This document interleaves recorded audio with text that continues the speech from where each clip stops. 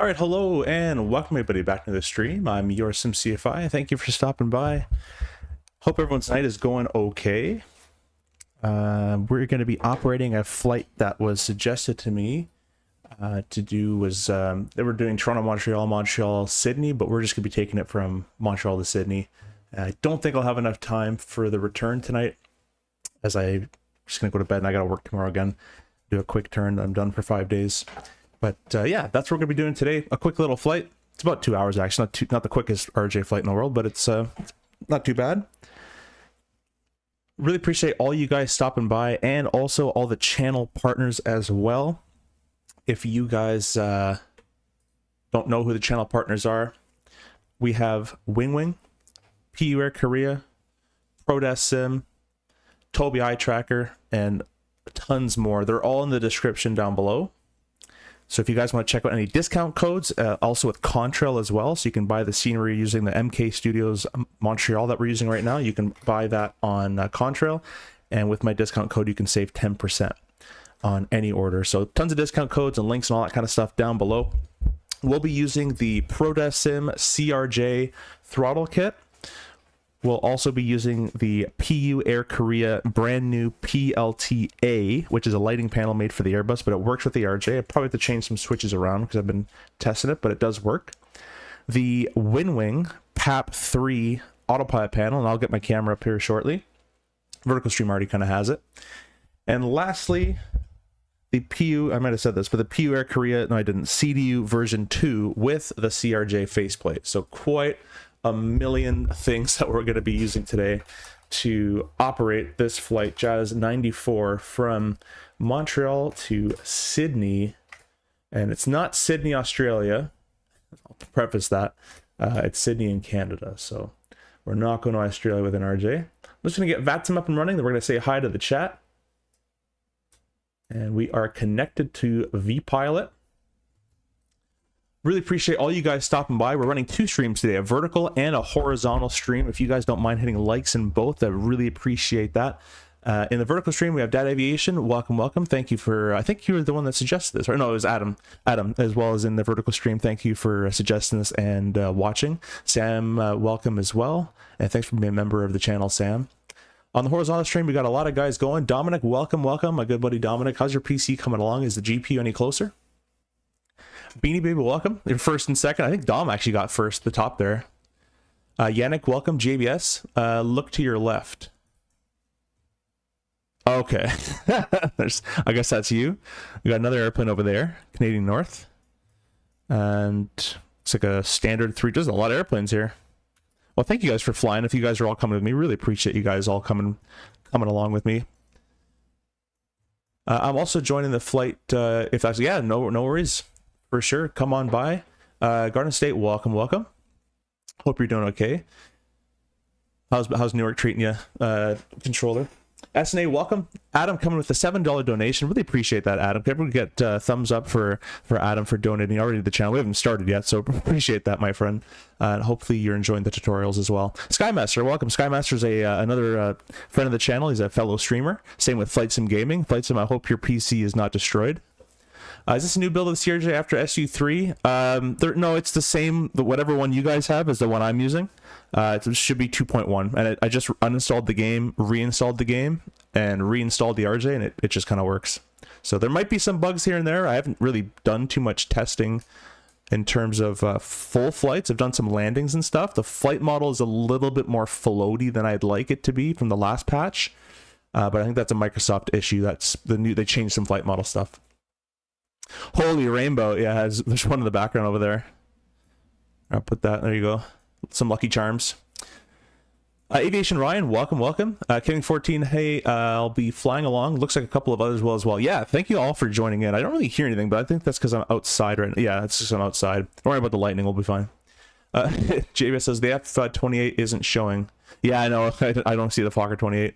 Got it as like a 319. I'm flying with you as well. There's a lot of guys flying. Been a minute since I've flown with y'all. Still boarding. Yeah, no worry, guys. You guys do all that boarding stuff. I didn't even get GSX working because I reinstalled the game and I kind of forgot about it. But honestly, this is my hot take, is I think GSX is like completely useless for me. I don't personally care about virtual people getting loaded. It looks kind of cool, but I usually don't wait for it. And most times in the CRJ, our pushbacks are just straight back anyways, and then we just turn. But I probably will get it back. I noticed some lag as well when I use GSX, so we'll be watching for that later. ABR has been good. Had a huge event last week. 1190 movements in 30 hours. Wow. Well, next month I'm back on reserve, guys. The summer flying season's over, so flying kind of slows, and I'm kind of more in the lower end of the seniority. So I'm back on reserve. We'll be having a lot more content for you guys coming out as well. Pushback is helpful though. Yeah, the pushback is helpful, but again, we just go straight back most times, even War World.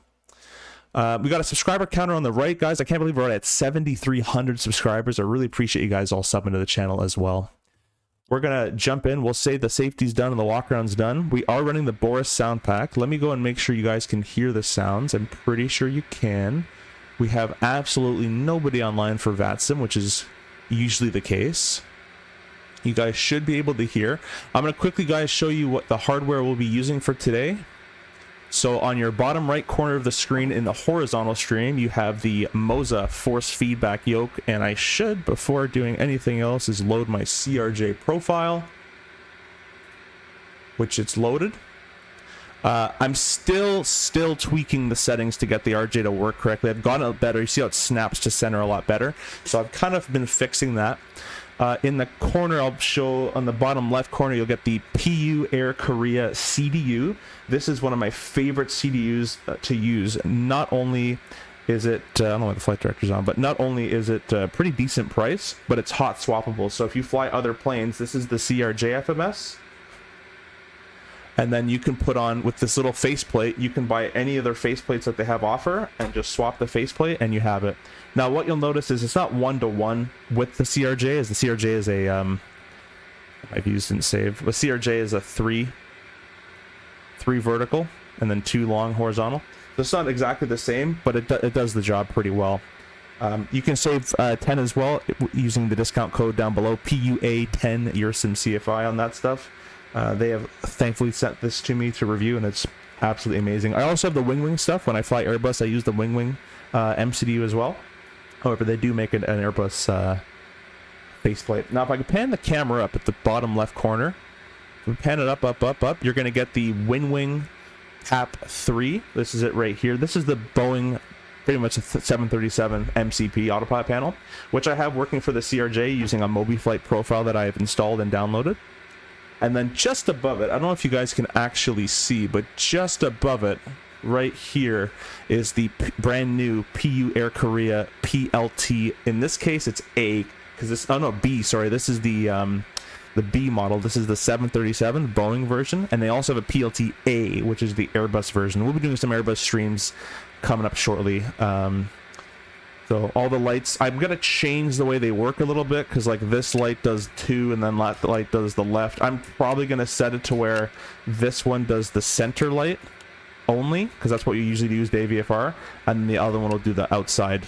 So I'll probably do some changing, but it kind of works for the most part. So for right now, we'll just go ahead and I can't put it to, that's strobe, that does nothing. This switch does both lights, so we're only going to do the nav light for the time being. So we'll kind of play with that as we go. And absolute lastly of hardware, I know we got a lot here, guys. Last thing for hardware is the Pro Desk Sim CRJ throttle kit. I have an entire review on this throttle, how it compares to the real life throttle that you can check out. You can save, I believe it's 5 or 10% as well with my code YurSimCFI on Pro Desk Sim. I have purchased these myself.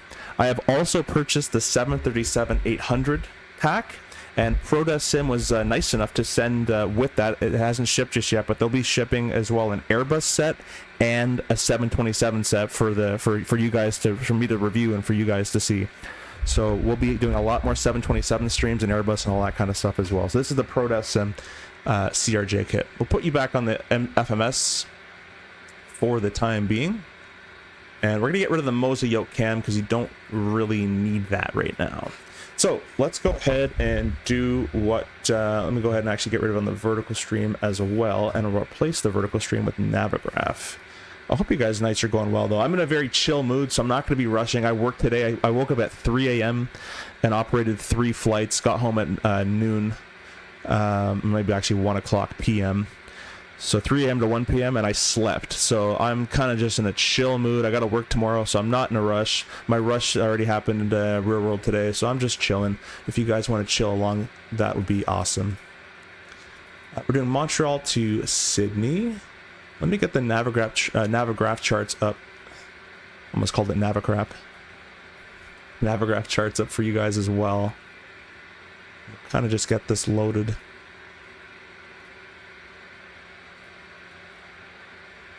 And we'll kind of do a brief after we kind of get situated there. We'll leave that for the time being. I'll just kind of minimize that and put that in the background. You guys won't see it. We'll catch up with chat here because I've been missing a couple. Actually, quite a few. Adam, thank you so much for donating as well, by the way. This is going to be the most traffic Sydney's seen in a while. Yeah, I don't think it'll be got all those planes on the ramp. Yeah, probably not. Probably some guys will have to disconnect, to be honest. GSX is so overrated, not gonna lie. Yeah, I think so as well. That's my opinion. Got my CL-65 type and ATP today. Hey, that is awesome, my friend. If you want to share, you can share airline or country or whatever, but congratulations. I hope you enjoy the RJ. Or the Challenger, depending on what you're flying. What time are you on? I'm on right now. What do you mean? We're on live right now. We're on VATSIM, and we're at gate Alpha 28. Simple Takeoff, another fellow streamer, a good friend of the channel. Welcome, welcome. Hope you're doing okay.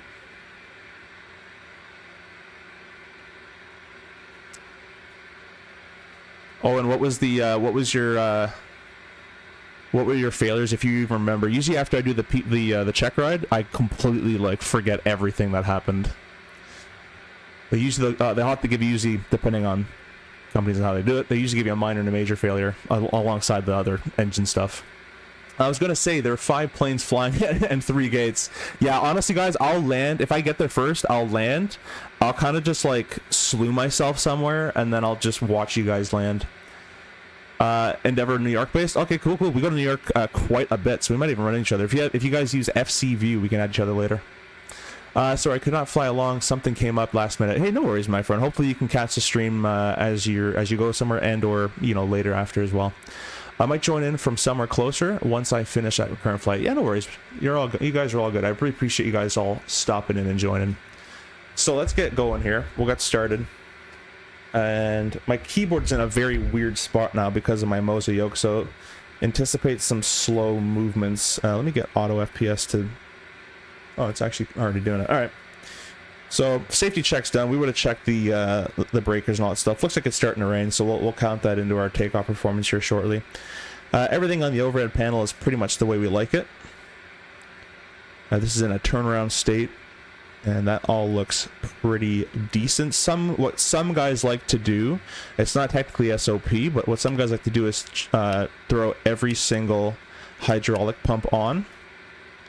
Go to the hydraulic page, and you're just going to be looking, if it's the first time you're taking this airplane up from a different crew, let's say, even first flight of the day, you're going to check, maybe want to see if the quantities are leaking or everything's looking good. So everything's looking good over there. We'll go back to auto, off, auto.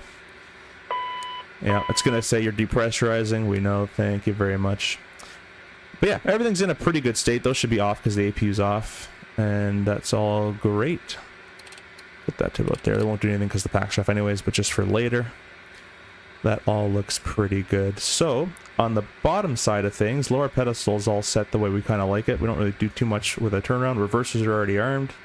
Transponder should be set to standby. We're going to reset our IRS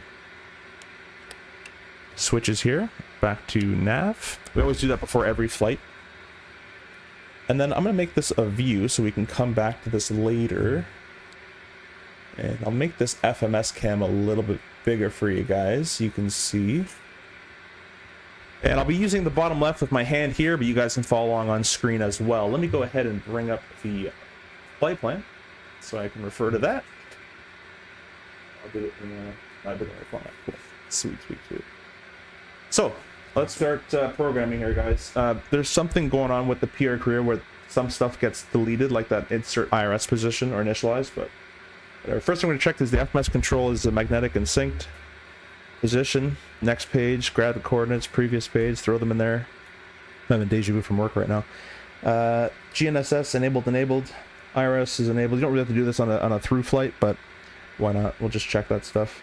That's all good. We'll go to now. What I would do real world is get the ATIS, fill in my ACARS init data, get some takeoff numbers and stuff. But we don't have an ATIS, so I'll kind of just read the weather out to you guys. Or I'll put it on screen actually for you guys to watch with me here. Let's go Montreal weather. So currently it's 15 miles, few cloud, and it's basically VFR except for the rain behind us. We can't grab ATIS's unfortunately, and they're calling for some light rain, and that's honestly won't be anything severe. We'll check the radar out in a second. Put this over here. Is there actually a way to bring up? I would imagine there's a way to bring up weather radar on this, right on Navigraph. You guys probably know better than I do. I swear there was a way to do that.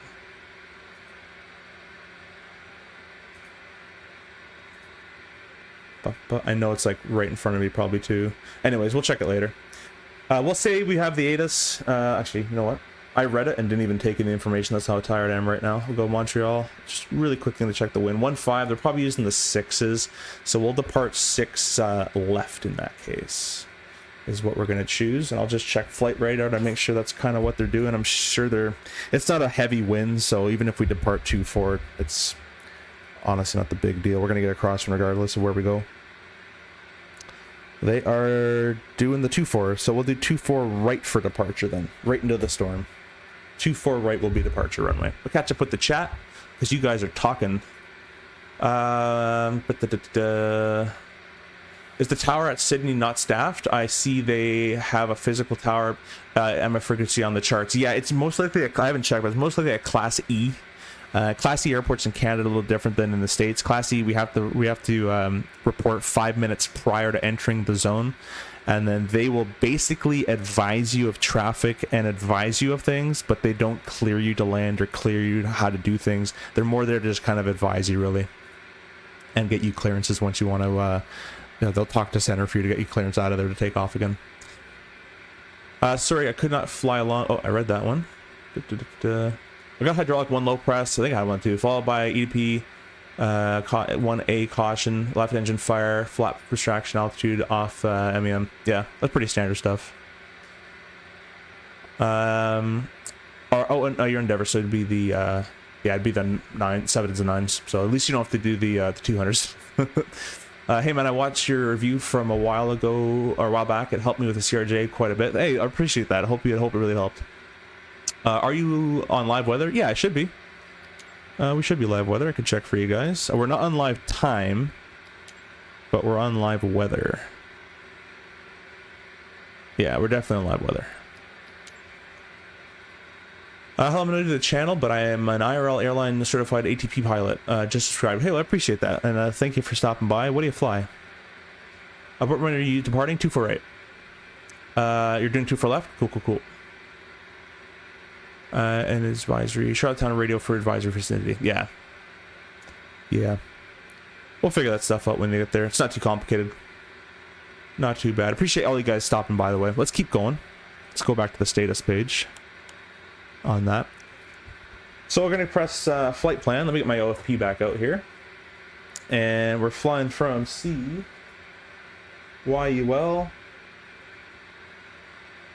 to CYQY. The alternate today is CYHZ, which is Halifax.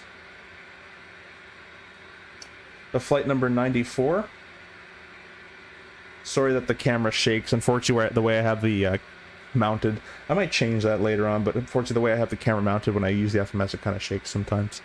If you guys haven't seen my procedure review as well on how to use the FMS and the RJ, we fill in this kind of data first. We're charting where we're going, alternate flight number, and then we're going to put in waypoints and then SIDS and stars. Those are last. So we're going to this is the way the waypoint's named. I'm not making this up. The first waypoint is suck it, or sucks at. You pronounce that any way you like. Noven. Make sure I spelled that right. I did. We're going direct to Isram.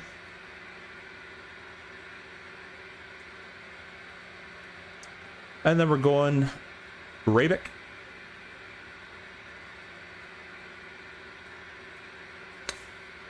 Then on the Q951 radial, or not radial, airway. Airways always go on the left. To the waypoint is Akuru. IKURO. And then we're on the Q, this is a long flight plan. Then we're on Q858.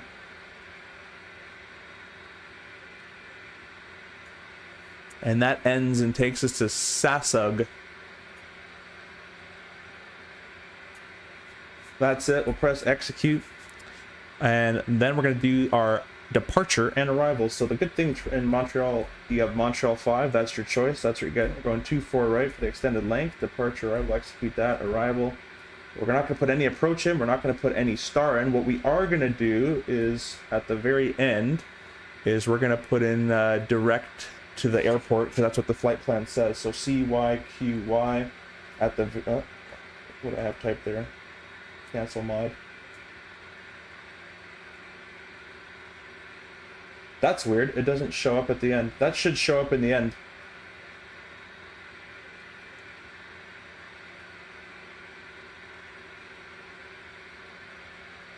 That's weird. Yeah, that's actually a bug. I literally just found a bug. Let me try to do it on the legs page. Oh, it's on the legs page. There's 2 of them. It's just on the flight plan page. That's very weird. What we're also going to do, this is the very rare case where we actually use the fix page. We're going to put CYQY. Because we don't have an arrival or an approach, I'm going to put some sort of descent information. It doesn't even have it in its database. So that's... oh, okay. It just didn't work on this, but it worked in the sim. We'll put 100 and put 100 miles away, and by that point we should have everything loaded. But if we don't, we'll be descending roughly around that point. So just a rough estimate of a descent point.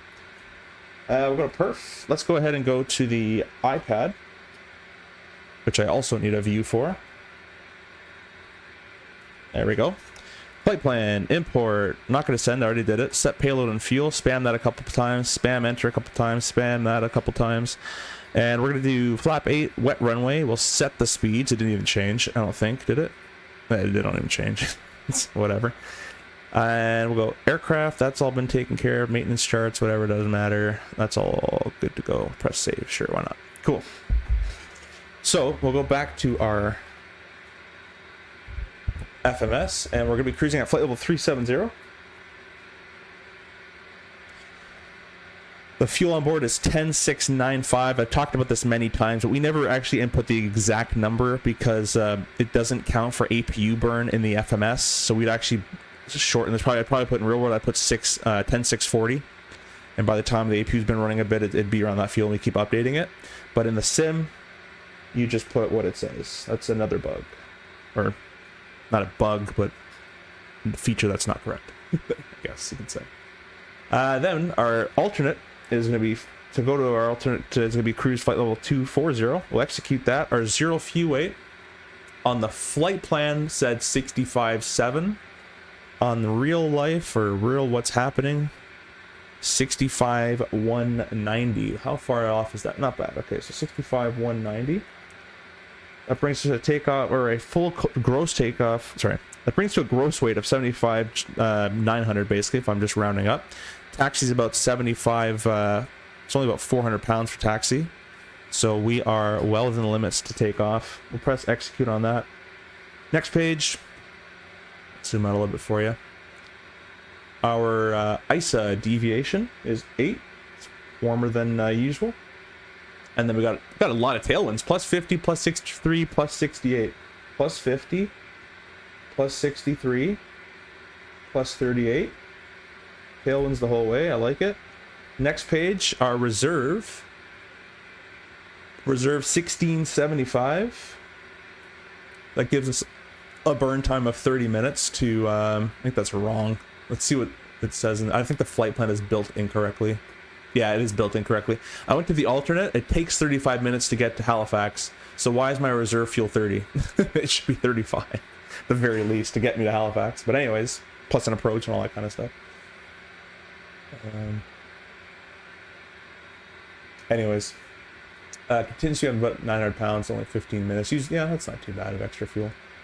And our MIM ramp is 10968. We're going to be burning in our APU fuel a bit.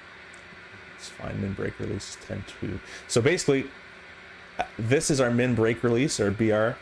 And before takeoff, if we're at or below this number, we're going to start thinking, first of all, can we take off? The answer is yes. If you can use the contingency fuel allotted, we can say that we're using contingency and we can go under this number, but it depends what this contingency has actually been flight planned for. So at the top in real life, it doesn't say it here, but under remarks, it would say contingency fuel for weather delays Montreal or weather taxi Montreal or whatever. They'll say what it's for. If they just say any delays or anything, then you can use the contingency and we can take off under this number. That gets more real world stuff. Anyways, that's all good to go. Estimated time of departure. I brought the time back. So it's 21:16 in the similes. We'll call it 21:30. And then taxi fuel 400, not 4,000. But then there, press execute. This is all wrong. Don't worry about that information.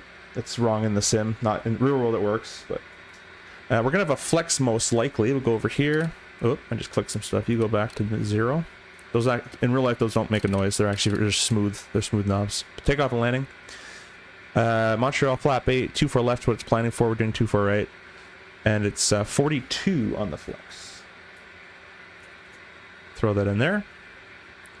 Bring you guys back. Let me catch up with chat a little bit because I'm quite behind.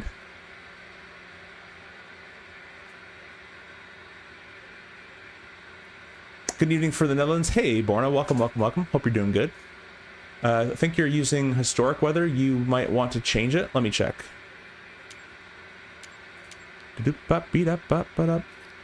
Custom live.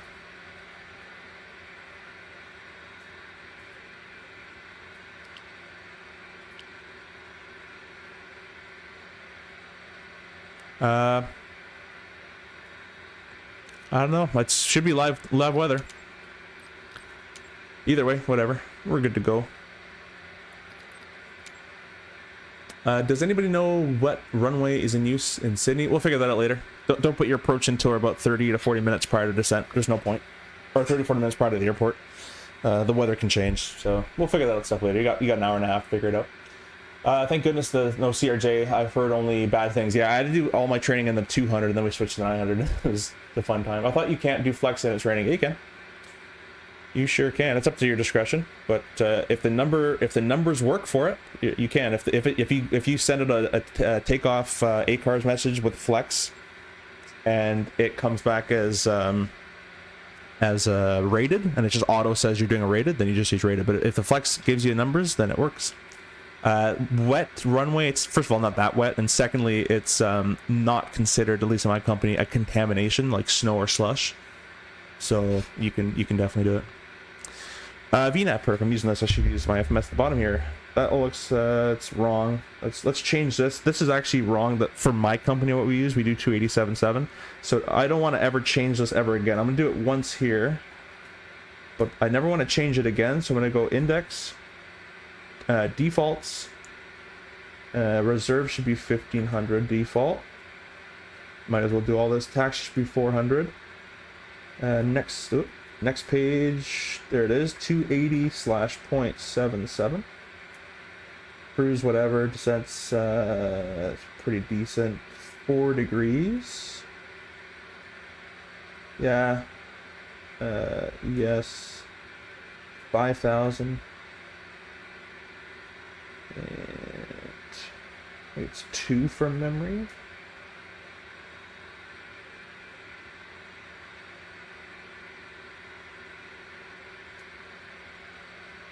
That should be good. Flight plan.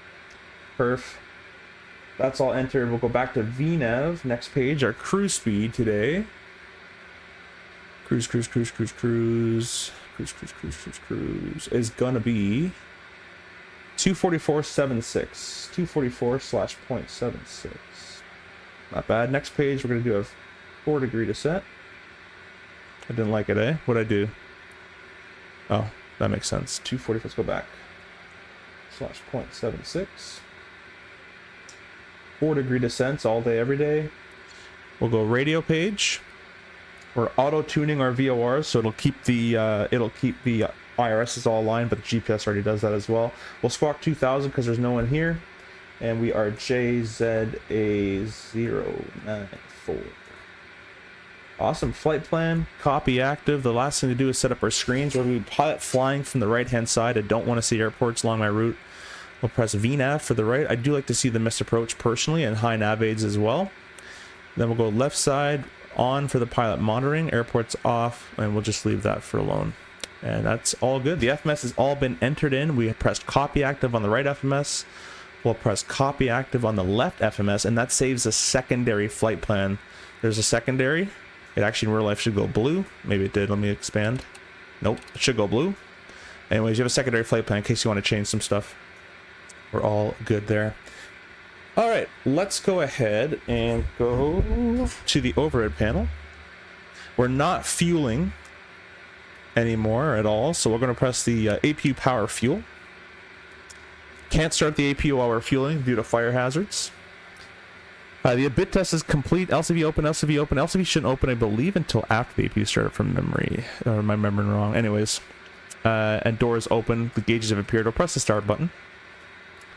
While that's starting up, we're going to tune in radio of 199, which is the CTAF at Montreal.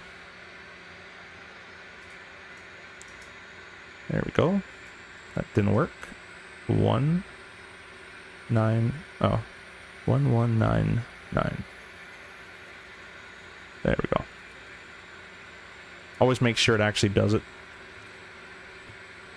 The APU is pretty smart actually in the CRJ. On the ground, if it detects a failure, it'll auto shut down. If it detects a fire, it'll auto shut down and auto extinguish, or try to auto extinguish its fire as well. You don't have to click the APU fire bottle. You can if you want, but it should do it by itself. APU is on. This actually technically should have been off. A 5x5. So let me press electric page. You can see that that should be yellow. There's a lot of bugs I'm finding right now. The external, the APU power is blue, which means that the power received from the APU is good. There's no power being drawn from it. We'll go ahead and throw the APU gen to auto.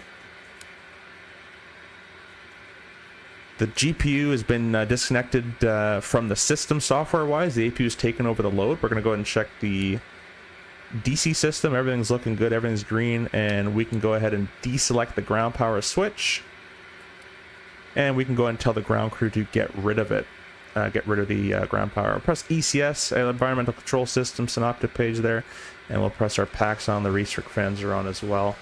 And those will be automatic packs. You don't have to turn these off for startup. I see people do that. You don't have to do it. It'll do it for you in the 900. Aircraft, disconnect GPU, close all the doors. And why not? We'll move the chocks as well. APU is online. We're going to go ahead and go hydraulics auto on. So auto on, auto. Seatbelts get turned on. We're also going to go ahead and set our landing elevation in Sydney. So the way to do that, we'll go down to the FMS real quick. We'll press index, database, CYQY, elevation of 200 feet right there at the bottom right. So we're going to put 200 in this number right here, and that's the one with the overhead panel. I'll go ahead and make a view for the overhead panel really quickly. Could do better than that.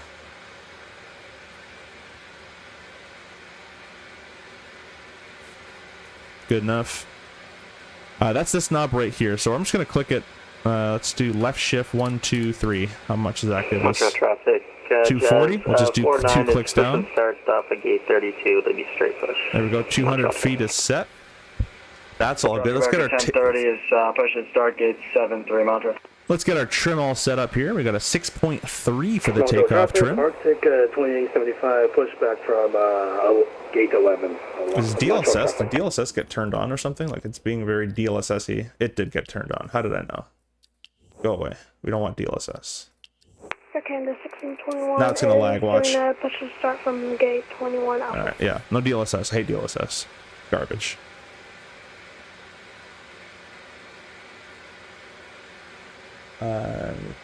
That cool. All right, that's been all set up. 6.3. We're basically ready to push, guys. We're just going to set up our autopilot panel. It's up to 5,000 feet. Doing this with my Winwing autopilot panel right now is why you can't see it. Our heading on takeoff is 237. I got our V-speeds all plugged in. Our level off is 1020. No, it's let's press B for the altimeter. 1120. Maybe 1100. I forgot. It's from you use TLR, but anyways, we'll do 1120. And there we go. That's all been set. Don't know why this is in hectopascals. We'll go ahead and change that on my iPad here. Options. I never want to see that ever again. This one, save. I'll give you guys a bit of a brief. So let's go ahead and do our flight directors to the right hand side. We'll set our clock up in GPS mode. There we go, and we'll blank it out. 37's on the heading, 5,000 feet. Our acceleration is 1120. Everything is set down here, and we're good to go. I'm not going to set up our HCP just because it doesn't really work in the sim all that much, and I'm not even using the HUD. But you'd set up the HUD control panel, and this sets up the visuals for the HUD, basically. But we're not going to do that today.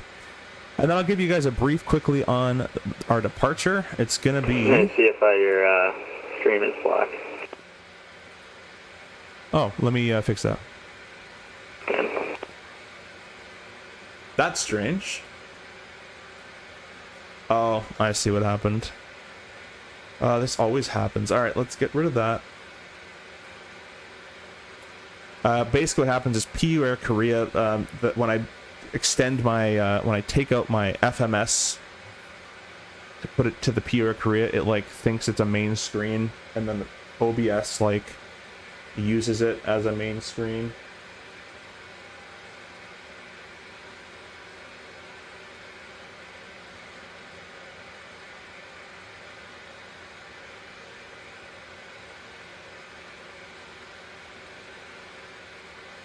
Hopefully I can get... Oh, I think I got it fixed for you guys.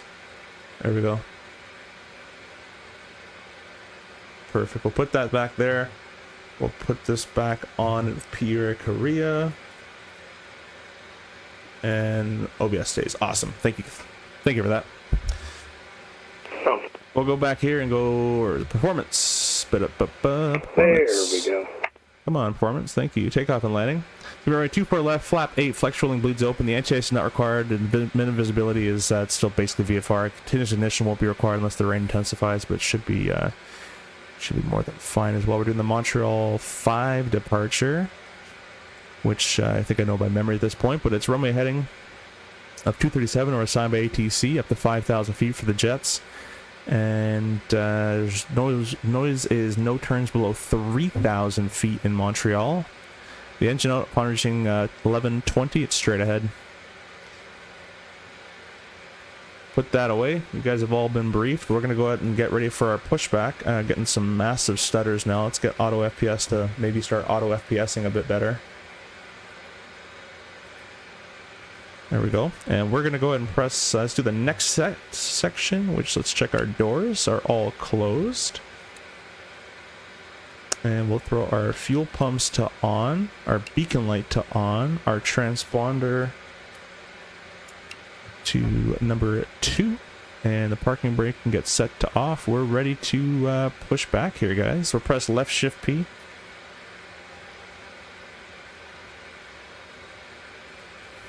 Montreal traffic, Jazz 94 is pushing 28.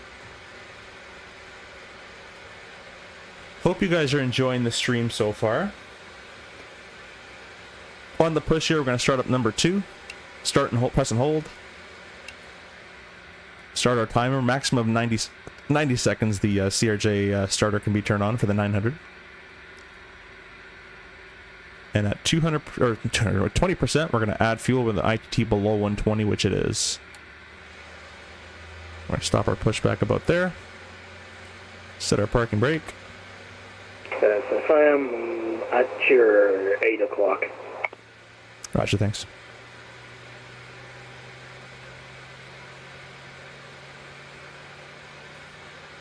Let me go back to the chat while we're starting up here. Yeah, you have to use custom preset or it'll be historic weather. At the moment, pretty strong winds for 24 in Sydney. You got to set the time back to what you want using the custom tab with live weather. Let me bring this up.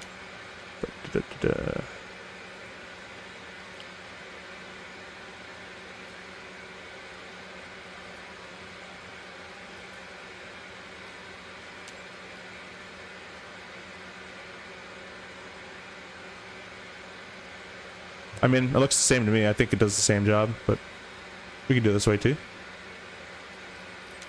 Unless it's changing it there. I think I just saw what you're talking about. Or is that just shadow?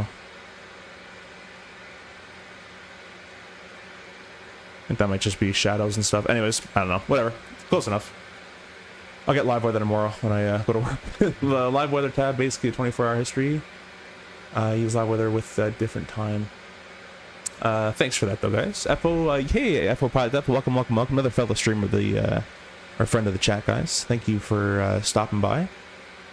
That shouldn't be on. Left click and hold for left engine starter. Gonna reset our timer. Give you guys an outside view here. Once I add fuel.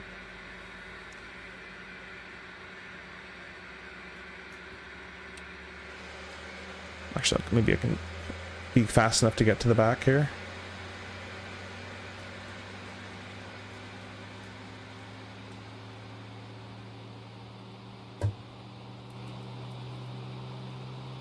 I don't think I was fast enough. Montreal traffic, Canadian Regional 612, lining up, 24 left, Montreal traffic.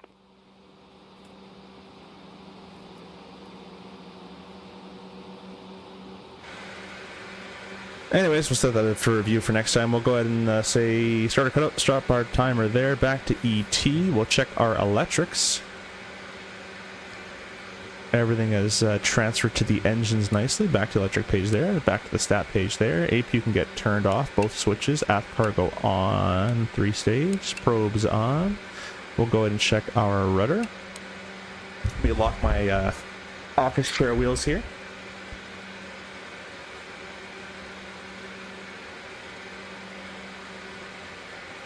We're all locked in and ready to go. I'll go full left. All right. Good. The steering can get turned on and we are ready. Oh, come on. To go. Let's get Toby eye tracker on as well. We'll kind of set this up very quickly.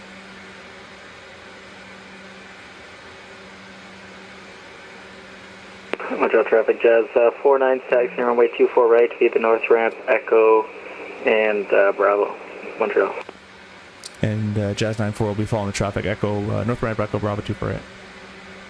Alright, we'll go ahead and throw the parking brake to the off position. The airplane should start to move on its own thrust. As you can see there. By the way, how I'm looking left and right and all this kind of stuff is with Toby eye tracker. Go ahead and throw our taxi light on, which I can do with the Winwing PLT, or not Winwing, sorry, the PU Air Korea PLT. I'm going to follow this Canadian North. Right behind us. Montreal traffic, Canadian Regional 612, taking off, 24 left, Montreal traffic. Appreciate all you guys flying with me as well. The Boris sound pack is so nice. Montreal It is pretty traffic, cool. Arctic 2875 is already going ahead to taxiing Bravo 4, Bravo 24 right, Montreal traffic. Hey, Charlotte Flex, welcome. SNA as well. As an RJ driver, are you excited for the Flight FX Challenger 350 coming soon? Yeah, it looks kind of cool. I did get the Flight FX did send me their other citation they just released. So that'd be the citation, sorry. So it looks like they do a lot of cool stuff, and we will be definitely checking out their Challenger if they release that. I don't know where that guy's. Oh, he's going too far left. No, actually, I don't know where he's going. Yeah, I'm going right turn here via Echo.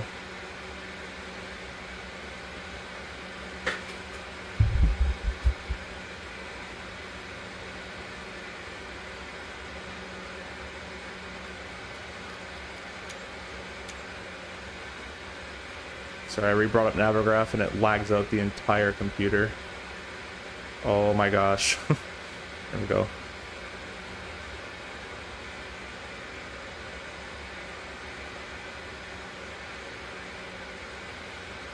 Okay, so we're right here. We're on Echo. Throw it on so you guys can see. And we're going to go up Echo and real life. Oh, it's the chart has it. I don't know if the sim has it just yet, but real life they made a brand new taxiway right here called Mike.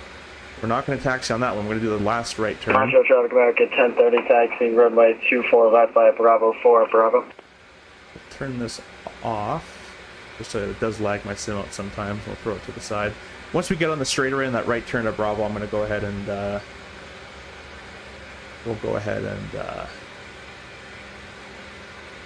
set up our before takeoff stuff. Appreciate all you guys watching both on the vertical and the horizontal stream Montreal as well. traffic, Canadian Regional 612 is off at 24 left, Montreal 4 left call.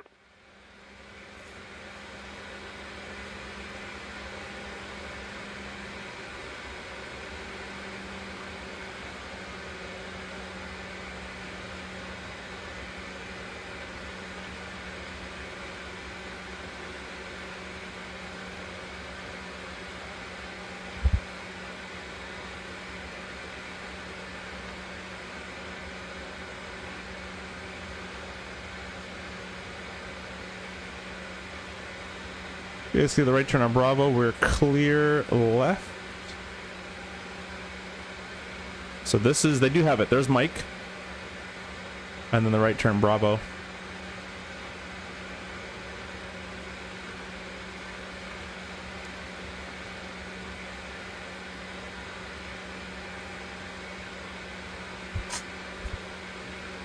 And to the Canadian North on Bravo, it's the last CRJ there. We'll let you go ahead of us.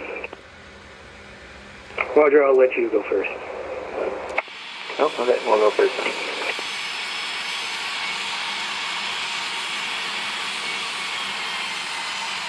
Got a big lineup of RJs, always a cool, fun time. I appreciate all you guys flying with me as well.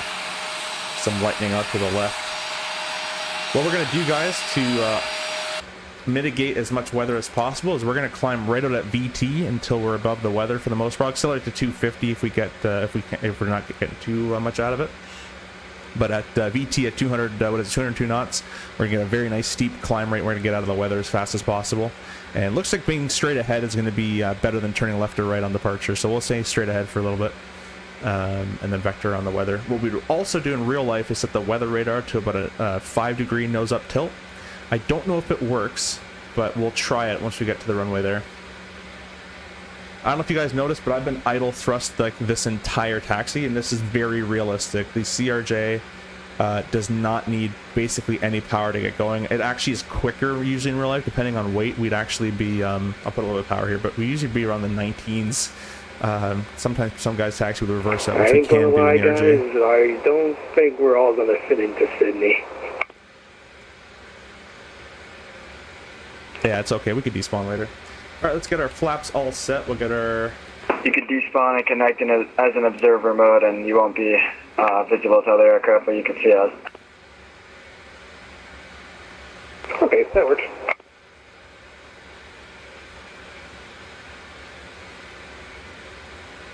That's all set and checked. I'll give you guys the yoke camera. You guys can see that. So on your bottom left for the horizontal viewers, we have the Proto Sim CRJ throttle kit that clips onto the honeycomb. And then on the right side, you'll have the Moza force feedback AY210 yoke.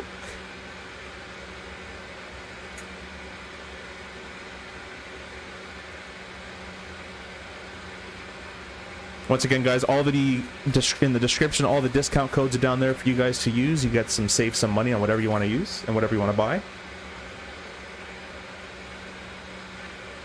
Our min brake release was 10. Oh, I moved the camera. Was 10,200. We're at 10.4, so we'll be more than okay. Montreal traffic, Jazz 94, lining up runway 24 right. Alright, let's go ahead and get this all kind of stuff ready. We'll go ahead and throw our strobes on. Might as well throw everything else on. It's going to be IFR here shortly. We'll say we're clear takeoff as well, so we'll throw that on. Flight attendants will say I've called up and they're all cleared and ready to go. Start applying some brakes. We're going to go ahead and box our status messages there. Both FM messages should be set to legs page.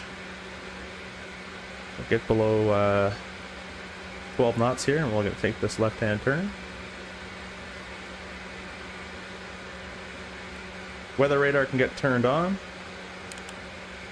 And I'll set the tilt in a second. Okay. I'm not going to use that because that almost crashed my game. We're going to turn that off. We're just not going to touch it. But we would set our tilt up to +5.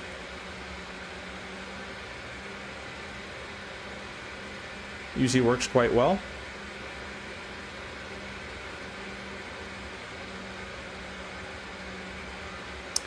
Metro traffic, Jazz 94, rolling 24 right. It's going to be a westbound departure. We're going to stay on runway heading for a bit to alleviate from the weather. I should say deviate from the weather. Anyways, we'll press the toggle button. Roger, Dodger. Everything is all good to go. We got Second, takeoff. 21, 24 right was verified. We'll go up right. and spool these engines to 70 to 75 N1.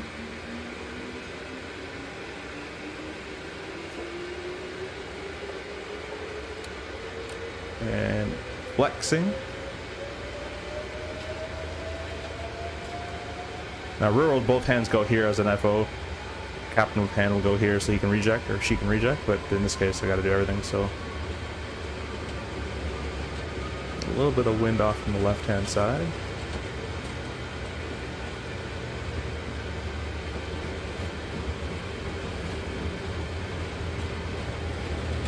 This is B1, rotate.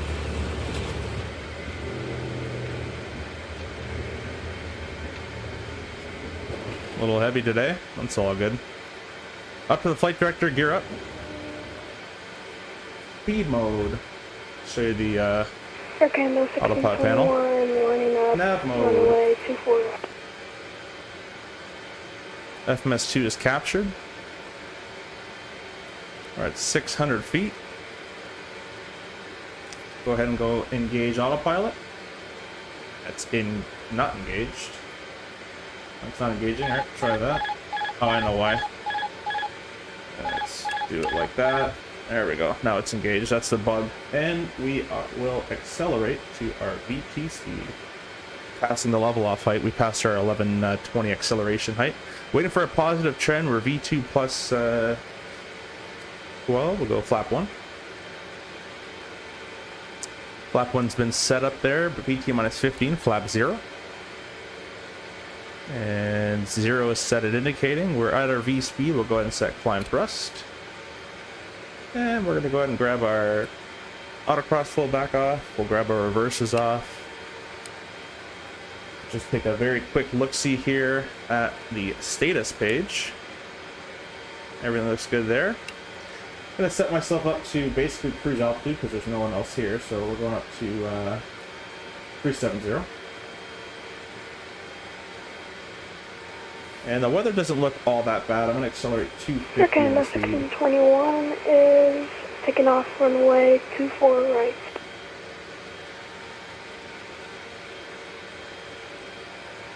Sorry guys, I'm trying to get all this hardware in one shot. Has 49 Kinda hard flying up behind the departing RJ. with my settings. Alright, left looks kind of bad. We're going to hold this for a bit and we'll kind of turn left around that cell. Montreal traffic, Jazz 94. We're 7 miles to the west. 5,000, climbing flight level 370. We're going to turn around the cell. We're heading westbound, or correction, southbound, last call. That stuff looks okay. That stuff not so much. Go ahead and throw these off as well. Should have got those off. Let's see. It's cloudy. The temperature's 20 degrees. No anti-ice is required.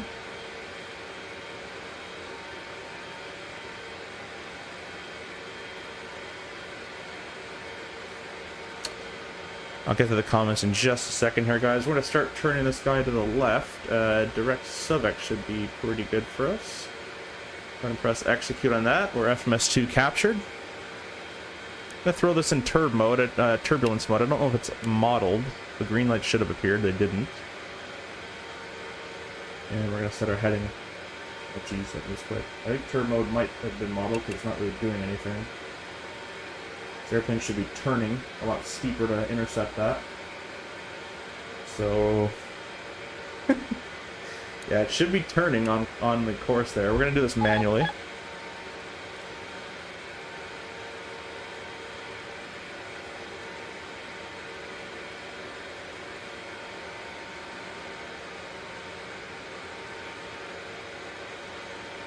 And we're just going to reset it. Suvex or Success, whatever it's called. Montreal traffic, Jazz 49 is departing runway 24 right, straight out departure. That's 10,000 Montreal. feet. We're going to go ahead and accelerate. Don't know why it's giving me such a massive 2875 lead to that waypoint. Going to be lining up with weights behind the departing RJ, Montreal traffic. We're going to do a 320 knot climb here, guys, just so we get ahead of everybody.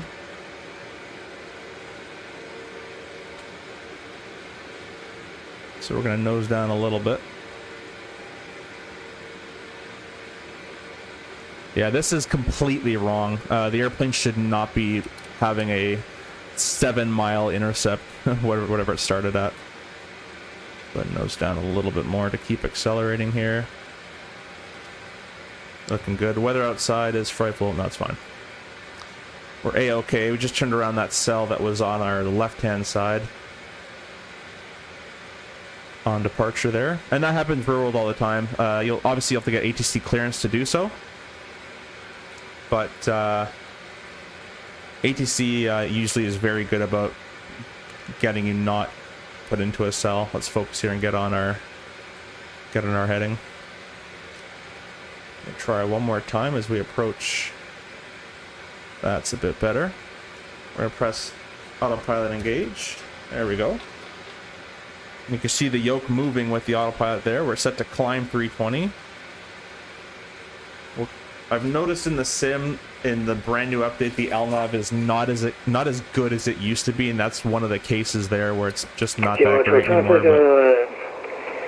RTX 2875 is departing 24 right. Montreal traffic. Alright, we're gonna go over to Unicame.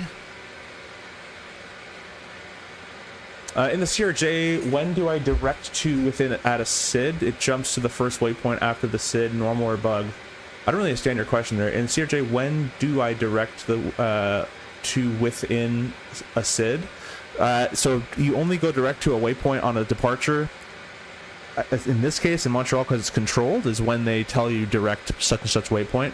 The rest of your question, let's see, first waypoint SID. SID, it jumps to the first waypoint. What I recommend doing, this is how we do it real world, is grab the waypoint you want to go direct to, and then input it in the second line, is what we do real life, and that'll be direct. If that doesn't work, you can try the direct intercept page. As you saw, they already had a bug, so you'll have to do some pandangling. It's not as good as the real one, but yeah, let's do 10,000. Our lights are out. Our pressurization is checked and pressurizing. Belts, let's keep them on for a little bit longer. And we'll set up the emergency frequency here in case we can listen in to people that are in distress and we can relay that information. And we're also going to throw off those two lights right there. All right, that should be pretty smooth. We'll go belts auto. There we go. Coming up on transition, we're going all the way, so we'll just press standard 2992, 2992, 2992. And what we got to watch out for here, guys, is the CRJ will automatically transfer you at 31,600 feet. It'll automatically transfer you from IS climb 320 into a climb Mach number. However, if you hit the Mach number at a lower altitude, in this case we will, because we're not climbing at 280 or 270, we're climbing at 320, we're going to hit Mach 77 or climb Mach a lot sooner at a lower altitude. It won't automatically switch, and this can lead to overspeeding. So around 27-ish thousand feet is usually where it happens, where 320 equals 77. Notice this number is increasing. As it gets colder, it gets you get closer to the speed of sound with a slower speed, and we're going to click that little speed button right there in the middle, and that'll change us over to Mach. In the meantime, I don't want to do that. In the meantime, bring you guys back here. How been? It's been Anthony. Hey, welcome. Since I've been able to watch it, yeah. Well, thank you for watching. I appreciate you stopping by, and hope you've been okay as well. I also have some issues with the nav intercept when going direct. Yeah, it's pretty bad in the latest update, to be honest with you guys. It's not a you problem, most likely. Oh, that was the wrong button. It's most likely the actual sim. And that's because of the brand new update to 2024. In 2020, it should still work pretty decently. But in 24, it's all screwed up. Or as Elvis said, it's all shook up.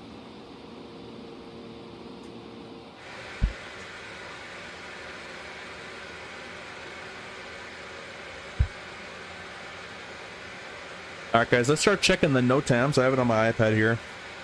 I'm not going to start checking. Last time I heard, this was a while ago, but Sydney had its longer runway out of service. They're reporting no NOTAMs, so that's good. I think it's all working. We were landing, RJs were landing at 50 on the 6,000 foot strip, which gets pretty tight with an RJ. It's not to the limit, but it's not that far away. Anything under like 7,000 starts to get a little interesting. 7's still doable. Like LaGuardias are all 7, it's still doable, but anything under this like 65, it gets interesting. I really appreciate all you guys watching. We got 42 of you guys in the stream right now. Really appreciate that. Thank you so much. Hope you're all enjoying the stream. Thanks for subscribing as well. We got the subscriber count and going.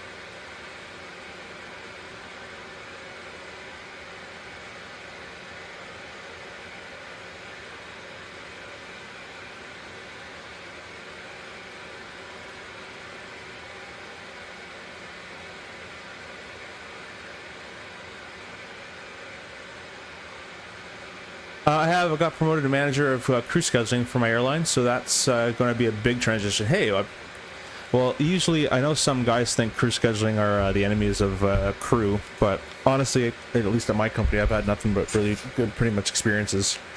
So I hope all the best, and I hope you enjoy it. Hope you enjoy the extra responsibility. Hopefully, it's extra money too. Sure, it is. Dropped a couple screenshots in the Discord of what I'm actually flying. Hint, it's not what the V pilot wanted you to think it was. Let me go check it out real quick here. Oh, that's a cool looking airplane.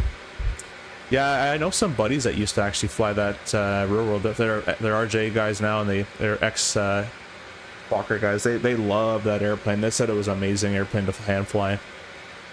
If you guys don't have the Discord, by the way, go ahead and join.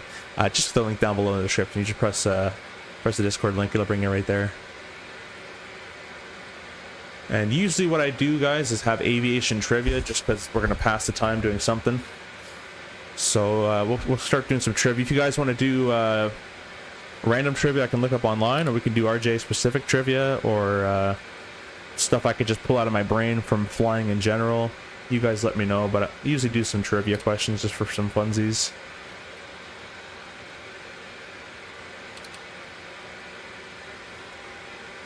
I was the 117 guy for a while, so familiar with most of our pilots. I do like scheduling. Nice. Yeah, that's the thing. A lot of people don't know. There's a whole. We're about to get caught. There's 320. There's 77. Let's go ahead and click the button. Boom. Climb 77. Airplane's a little rougher in the sim than it really should be for that, but anyways. After your regionals were merged. Yeah, I'm not too sure. I think it was Canadian North or something like that that operated them. Or is it Air Nova? Maybe Air Nova.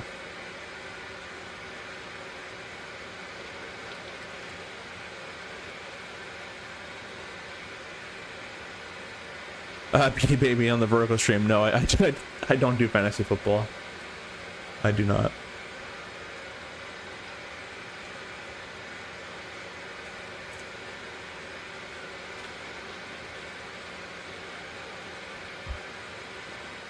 Yeah, if you guys fly GA airplanes a lot and you guys like doing those kind of traffic patterns and all that kind of stuff, or if you want to use it for taxi or even DCS, go check out Toby Eye Tracker. It's in the description there. They have a pretty cool little piece of kit where it allows you to just hook it up on your monitor and you can either track your eyes or track your head movement. So when I'm flying a circuit, I can look left, maintain visual in that circuit or in that runway, keep flying the airplane, look back at my stuff, look back to the left, and you can just do it with your head motion, and you can just turn it on, turn it off with a click of a button, and it works quite well. It's a pretty cool little piece of thing there. Hey, North Canadian Regional Time Air. Okay, cool, cool, cool. Yeah, it's a cool looking airplane for sure.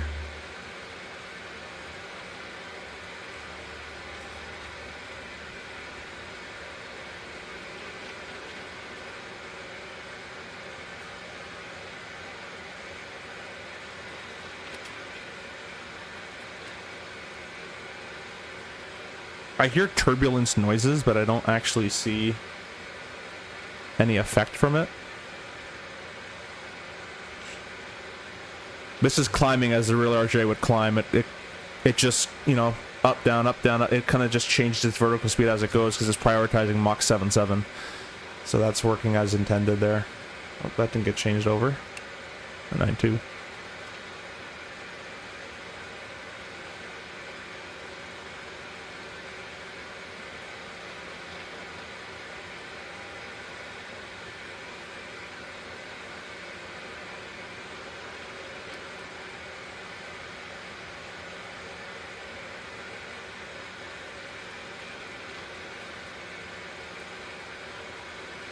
Clean my glasses again.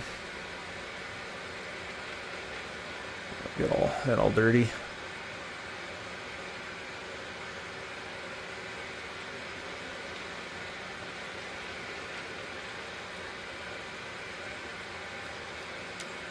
Kind of miss chase plane.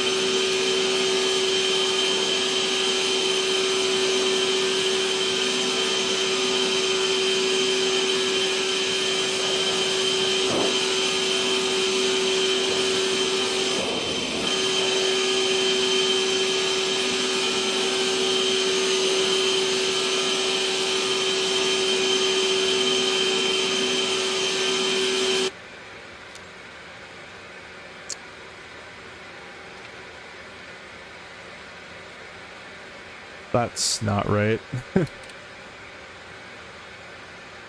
What the heck? It's made a weird... Yeah, it doesn't like me putting direct to the airport at the end of this. We're going to clear direct to the airport. We'll try one more time. That's still not right. At least I don't think so. There's no way it's that far. Let me check.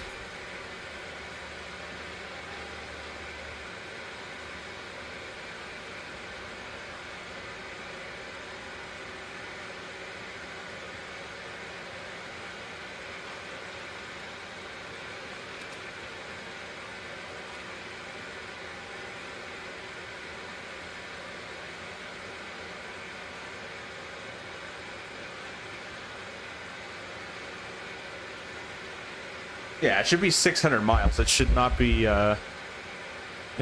3,000 nautical miles. I don't know, man. This RJ in the sim, it has its moments, and then something up gets updated or downdated, I guess, and it all gets screwed up. Can't even... What am I even deleting? There's just nothing there.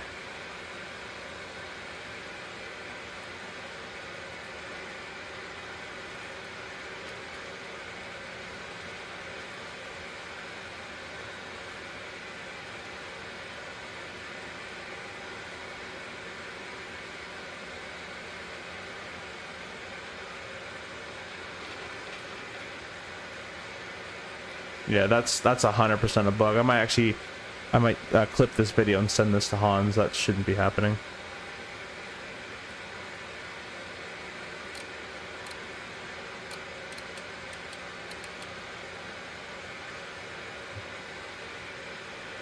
So there's 31,600 feet. That's where it normally will automatically switch you to 7.7. Notice it is 280 knots, which that's why usually we climb 287.7. But sometimes we do those faster climbs. where we do 320. Put the RNAV 24, but departure just because, or before departures because I don't trust the UNS. Nah, that'll be fine. It'll be fine. Start looking at what they got here.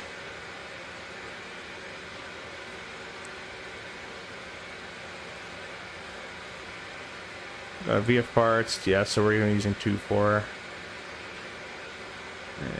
Approach, man, Navigraph just lags. Holy.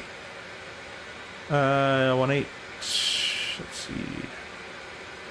Wonder why it's 6 and then other approaches. So why don't they have a? Interesting. Let's see what this looks like. I always start with the Zulus. We'll probably do the RNAV Zulu. Yeah, GNSS. We don't have LPB, so we're not going to be doing the LPB minimum. We're flying east, so we're flying basically like this, guys. So we're going to take OBVUP and bring it on in. This is how we're going to set that approach up. If you guys don't know how to do an RNAV approach, I have an entire tutorial on it, on how to do an RNAV, LNAV only approach with the CRJ. You're also going to see me do it now for another hour. But if you don't know how to do it, it's there's no glide path. You might have the advisory VNAV snowflake, but it's advisory and it won't follow it. And you can't use this, and you can't use these minimums. You can't go down to 250 above ground on LPB because we don't have it. You can't use LNAV VNAV because we don't have it. You have to use LNAV, which is 680 plus an additional 50 feet, which most operators do to account that it's a non-precision approach. So we'll give you the full IFR brief once we kind of set it on up. We still got a bit of time. There's no rush to get going on this kind of stuff. Huge amount of wind from behind us there. We're going 520 across the ground. My record is 603 in the RJ. And we had 120 on the tail. I'm sure people have gotten quicker though.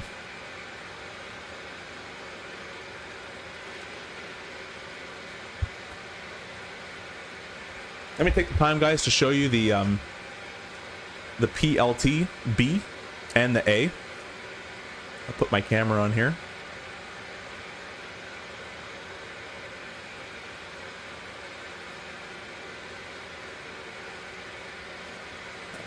This I'll show you.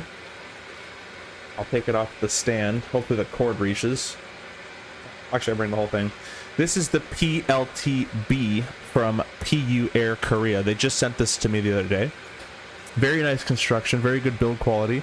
The switches are nice quality. I kind of wish the plastic bits here were a bit more seated on, but they kind of rotate a little bit and they kind of come off. I think they do that so you can customize to a different airplane if you wanted to. But this does have native support for the CRJ in both 24 and 2020. Obviously the 737 as well, where you can control your lights and do all that kind of stuff, and you have the gang bar and all that. And they also have sent me the Airbus version. That's the PLT-B for Boeing. And in this box, they have the PLT-A, which is the Airbus one. I'll take this one out. I think aesthetically this one's a bit more... Oh, I almost dropped it. I caught it. Don't worry. This is a bit more my favorite one. Just because it actually matches the real panel, whereas the 7.3 doesn't match the real panel. They kind of kept it this kind of square, but everything is very nice, solid clicks in the sim or on the panel. And everything you can do in the real Airbus panel on the real life and in the sim, it does it here for the lighting system at least. And I actually have a video, my buddy got me some footage on the 320. He got me some footage of a 320 light panel, him using it. So I use that. It's one of my shorts, so you can go see it's identical. And then over here, guys, I'll bring the camera in closer. Let me take my iPad out of the way. Over here, guys, is the Winwing PAP 3 autopilot panel. And this is obviously designed after a 737. But it's very, very cool. Awesome build quality. They have sent me the version, sort of the shake cam, with the magnetic switch as well. So that's auto throttle switch will stay up. It's an additional charge, but 100% worth it if you're into the 7.3s.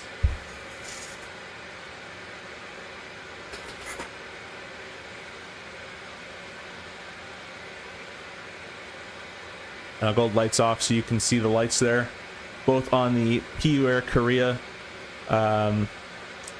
PLTB and then the Winwing autopilot panel, as well as the PU Air Korea down here has its own lights as well. If I go ahead and increase the brightness, you can see the FMS has lights as well. Pretty cool stuff. Pretty cool stuff. It really elevates the simulator. My opinion, at least. Doing it transitional op. Yep, that's what we're planning. Anything longer than 2 hours in any RJ is cruel and unusual punishment. Yeah, that's not too bad. I've done 3+ hour flights in the RJ. It does start to get a bit cramped.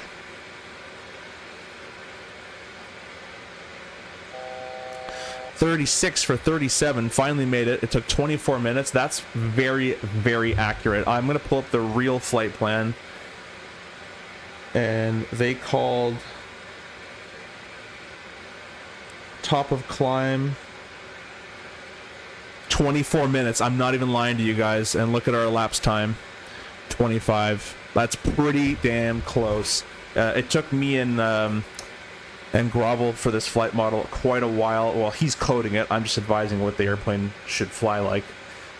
We took quite a while to get everything to work as precisely as it does, as close as possible to the real airplane. So that tells me the drag and lift and power in the climb is not too screwed up. It's just a little floaty near the end. So probably some flat 45 drag has to be increased or something like that.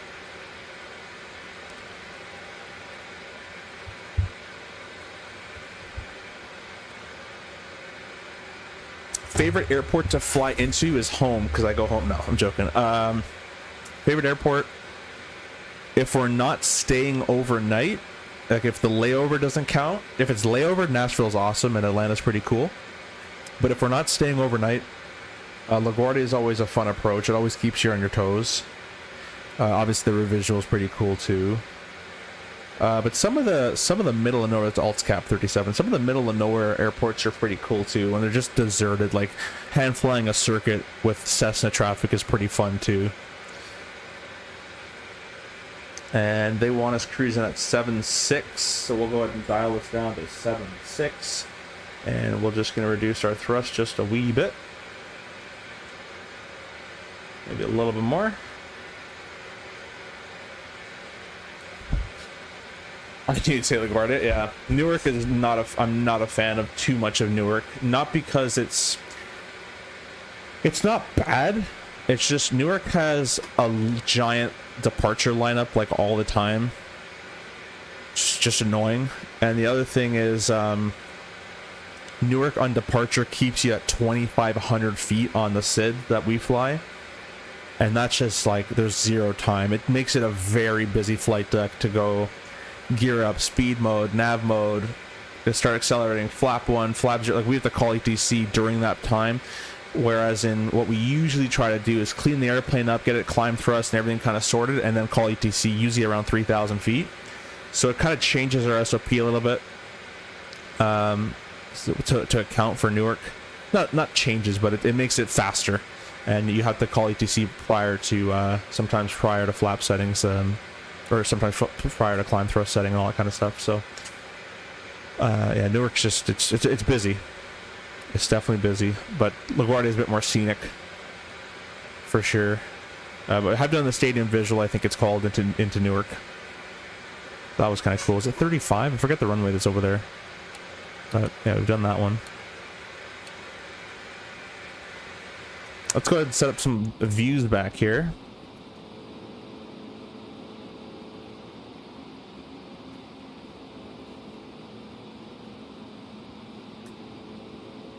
The RJ in real life isn't loud in the flight deck or the cabin, like engine wise, but depending on the airplane, some of the air conditioner packs are crazy powerful. Some of them, and they're very loud. Basically, the only thing you're really hearing is a rush of air. You hear that whine you hear right now? That's actually a hydraulic. Those are the hydraulics that are turned on right now.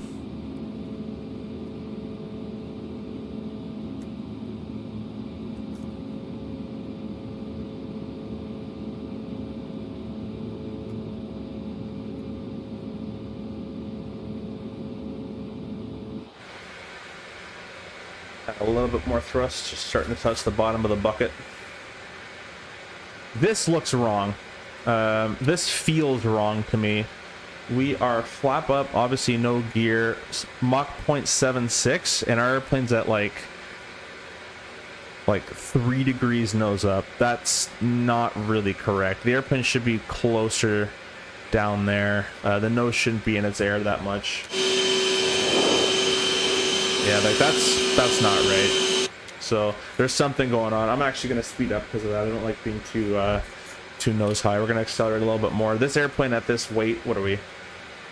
Like, that didn't update because it's still bugged. 7,400.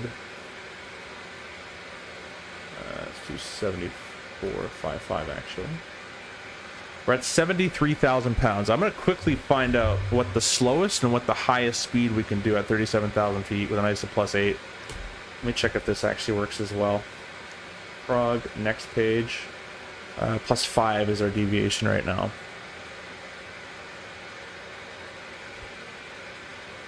Also, like, I'm in takeoff thrust and there's like 0 power. So there's something going on with the flight model in 24 where it doesn't have the thrust and the peppiness it should have. It definitely shouldn't be that nose high from recollection. At least it doesn't seem that high, and I don't remember it being that high in the real world.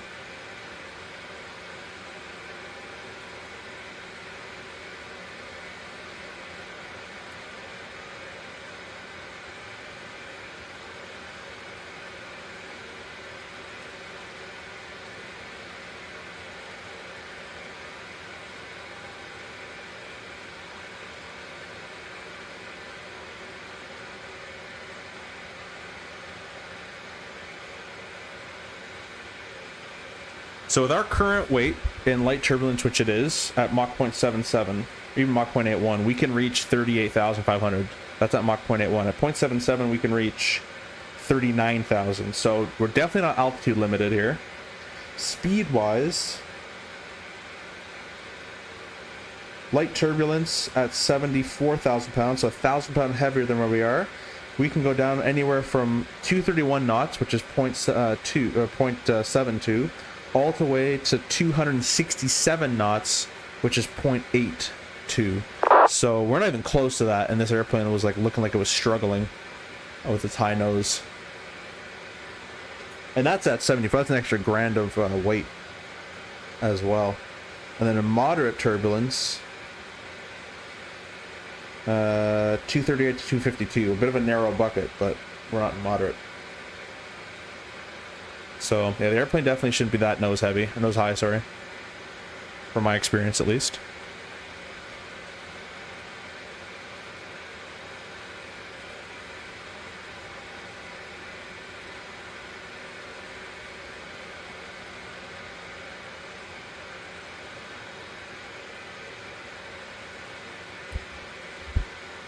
EWR always has a Congo line going like E up to 2,500 is a pain. Yeah, it is. Stadium visual 2.9. Usually I depart 2.2 right and bridge visual 2.9. Yeah, I've done the bridge visual. I think. I might have been. I think it was a stadium. I'm not sure. I think it was a while back. Is the autopilot? Oh, went away. Never mind. Never mind. Appreciate you guys sticking around and staying here and flying along as well.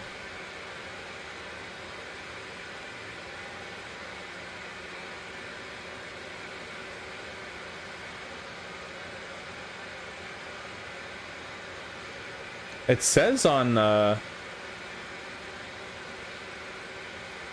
It says it should be contacting Boston Center, but I don't have anybody. No one gave me a PM.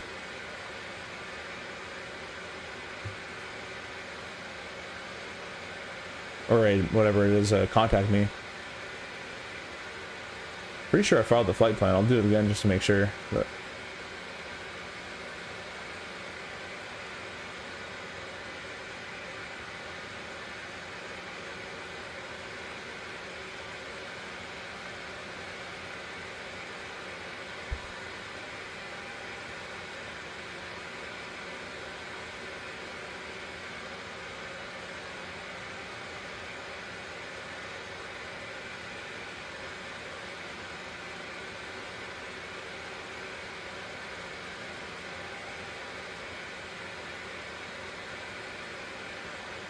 and then you guys get contacted by Boston Center at all? You guys let me know. Is autopilot disengaged chirp loud? I sometimes hear it in the back. Yeah, it is very loud. And if it's just no one kind of talking, you'll hear it even through the flight deck door. That one's loud. Wind shear's loud. Train's loud. The cautions are loud, but not as loud as the other ones. You might even hear the radar or the EGPWS as well, 200 and all that kind of stuff. Bridge was rather unusual, as if they're departing the 4 as they usually rather land 11. Yeah, I don't think I've done the bridge. I think I've done the stadium from memory.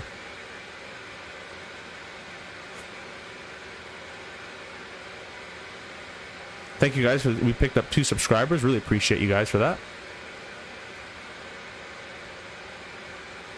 Anybody here get contacted by Boston Center? This is Jazz94.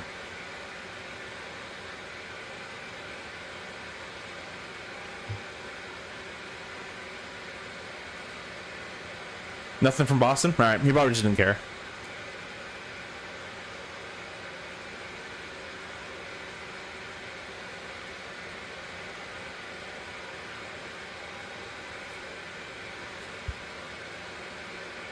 A buddy who flies with me who operates sometimes Boston Center.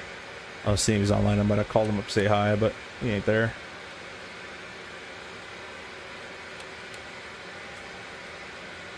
Yeah, this airplane's requiring way too much thrust to stay here right now. It shouldn't be in the 90s to maintain this. It's definitely gotten draggier in cruise.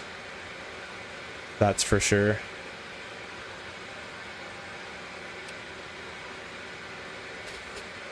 Go ahead and sync our heading indicator.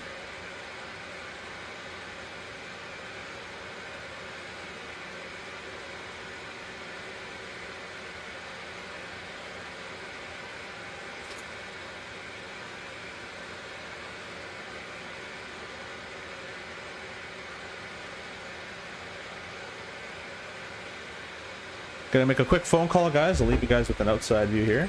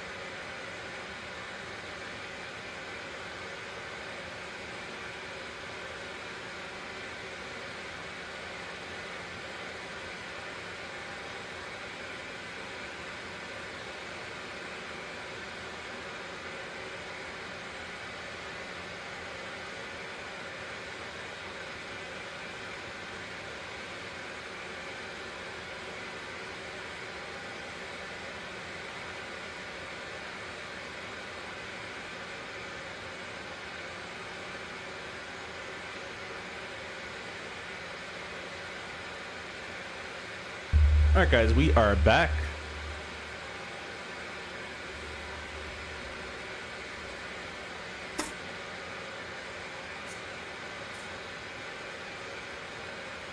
All right, here's the trivia question for you guys. You ready? Here's the trivia question. What was your ears? What were you hearing? The trivia question is going to be... Oh, when I went outside, maybe. The trivia question is going to be, after landing with the intent to single engine taxi back to the gate, which we usually do on the red engine only, how long do you have to wait with the engines in idle thrust, or at least the left engine in idle thrust, to shut it down? How long do you have to let the I believe it's for the bleeds. So you just landed, you want a single engine taxi. How long of idle thrust time is required on the 900? I think it's the same as 200 as well, before you can shut down the left engine.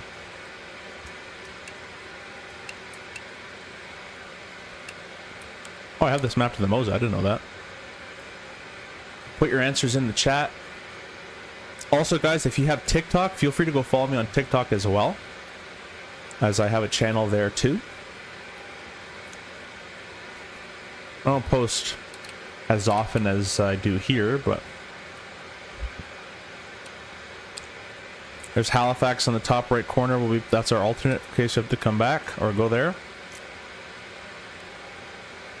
I'm seeing a lot of 2 minutes in the chat.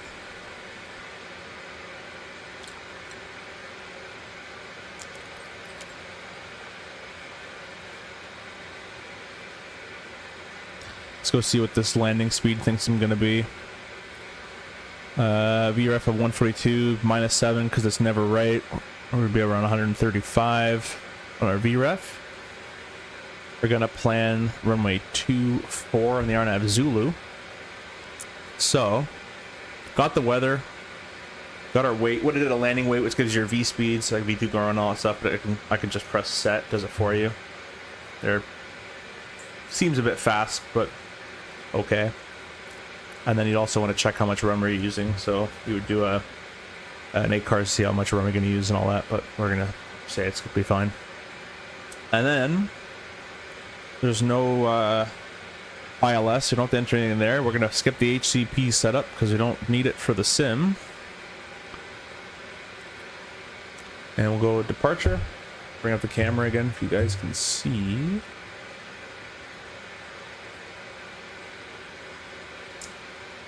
Departure arrival. Sydney arrival. Next page. RNAV Zulu. Obva. Legs page. Next page. It's not working. There we go. Next page. It's all looking good.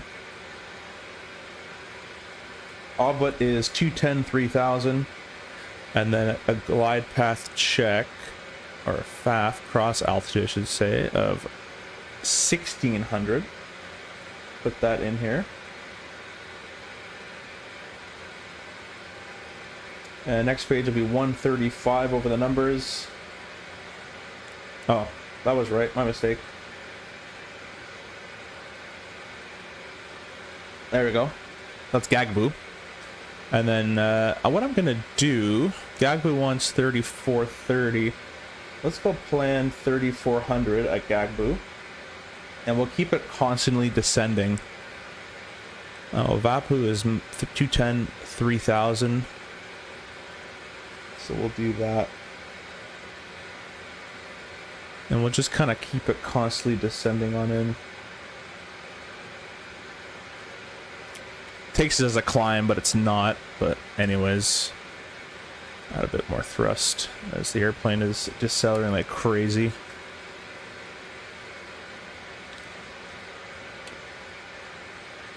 There we go.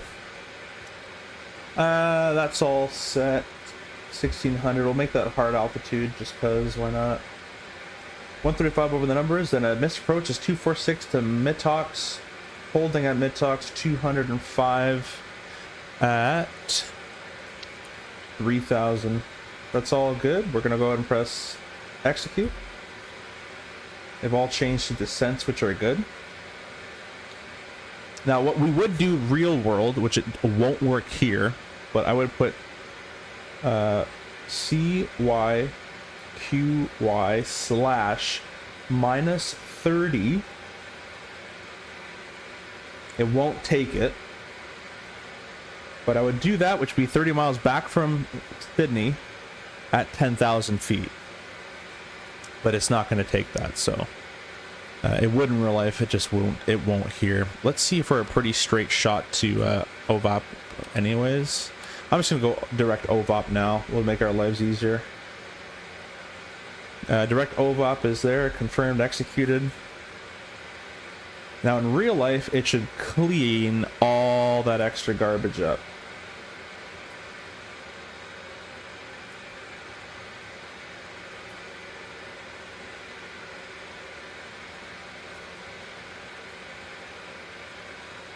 This shouldn't stay. That's another bug.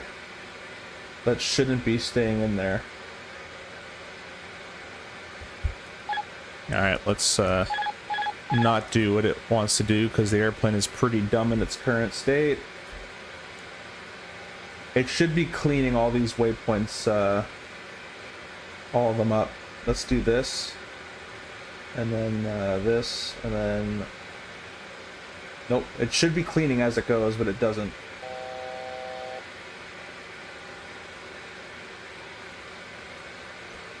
Get back down.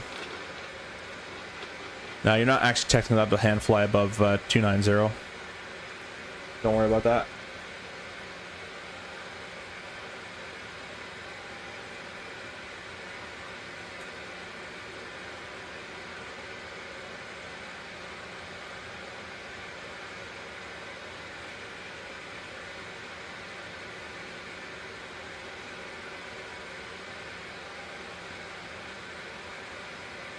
Alright, that took like way more work than it should have. I'll be reporting that as well.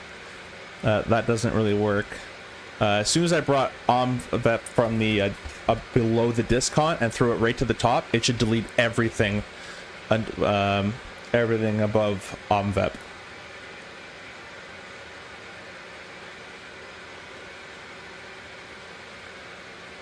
Alright, we'll go and throw the output back on. Let it do its stupidity here. Yeah, 2024 definitely has some bugs in it for the RJ, unfortunately. Anyways, I don't know why it's grabbing Gabu, as the first waypoint is OMVEP at 45. But anyways, we need 1,300 feet per minute for that, so we're looking good. We're not going to start down till that says 2,600 or so. It'll give us a little bit of time. 2 minutes is correct, by the way, guys. Before I get too distracted there, 2 minutes is correct. So it gave itself a million years to get it, and it even overshot. That's awesome. It's a bit funny, this airplane in the sim right now. We're gonna get flight recorder started, so I don't have to do it later. Have that up and running in the background. By the way, guys, whoever owns PWare Korea software, be sure to go update your PWare Korea, as they've did a new update for it. We have a 90 knot or 80, yeah, 90 knot tailwind, so we're gonna start actually at 3.1. We'll execute that. Notice that moved our top of descent closer.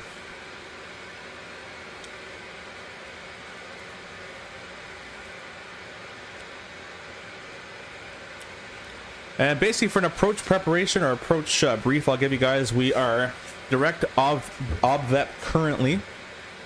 And we'll be doing the RNAV Zulu runway 24, which is, it's going to be visual backed up at the RNAV. Pages 12-3, effective the 20th of February.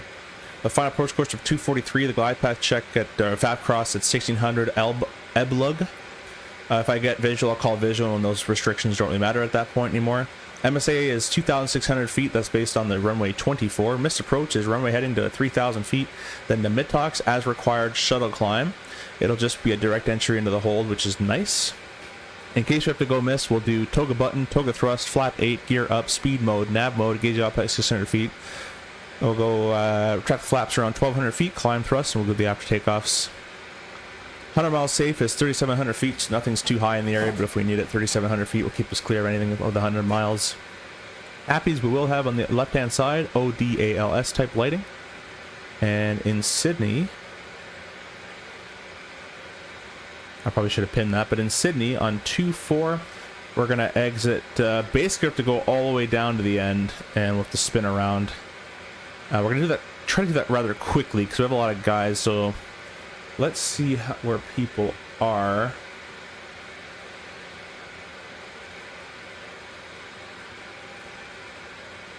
That guy is going 480 in the ground speed.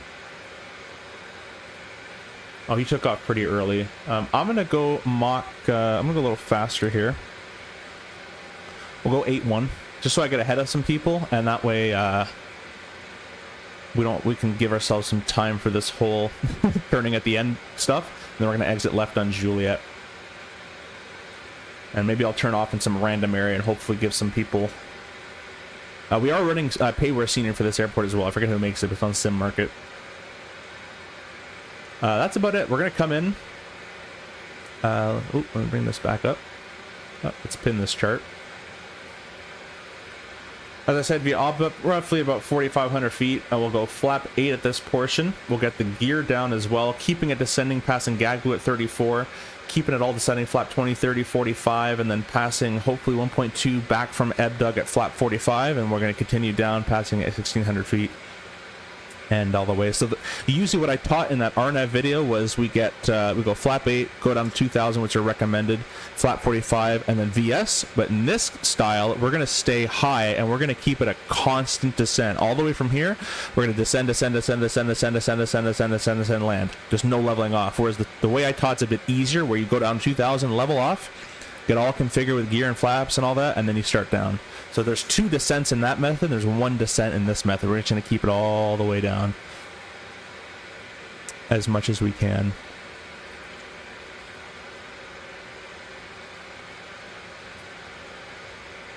That's about it. Will, welcome. Howdy, starting my first day of A&P school tomorrow. Hey, that's awesome. I hope you enjoy that. Let me know how that is. Smash like the button as well.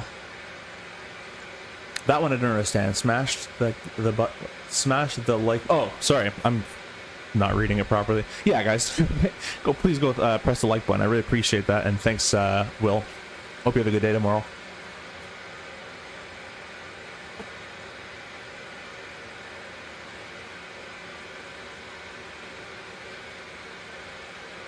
We got 2 extra subs. We're at 7310. This channel is growing by the second.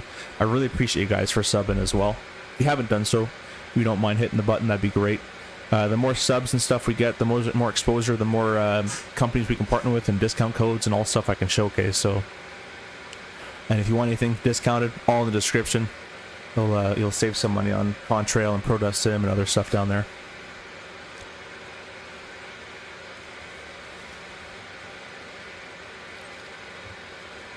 Cool. Well, we're looking good. 1900 required. It has the right waypoint in there. I'll vet.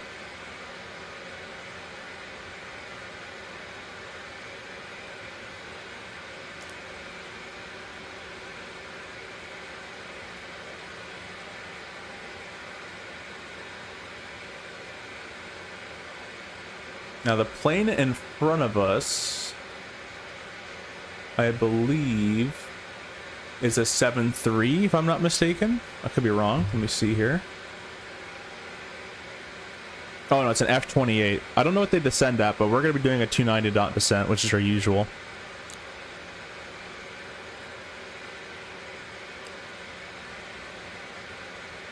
Minutes to top of descent. I'm going to quickly go to the bathroom and set my thrust around there, and we should be good to go. There's no deceleration. No acceleration, so I'll be right back.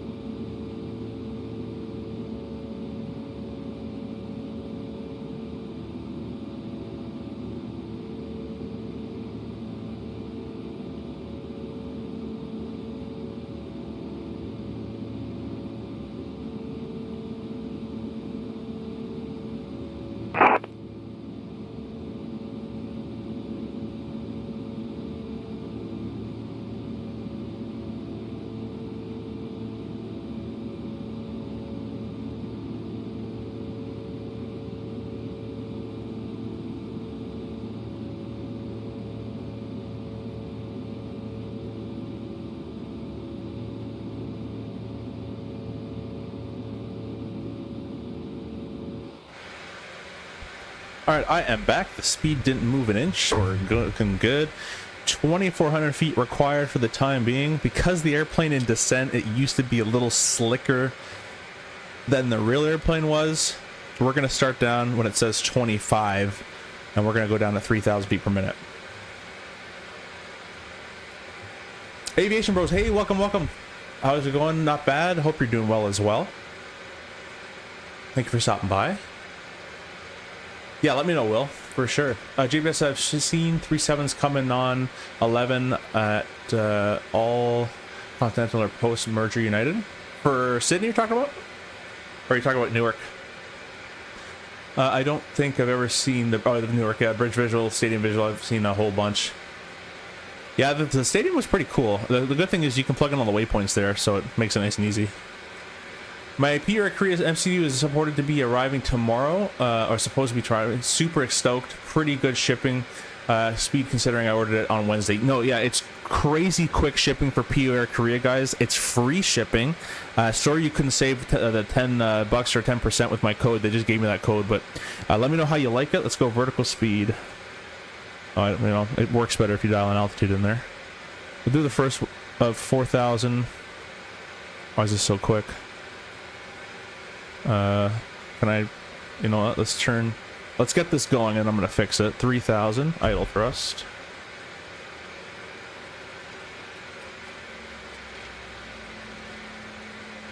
There we go. I don't know why it's going so quickly.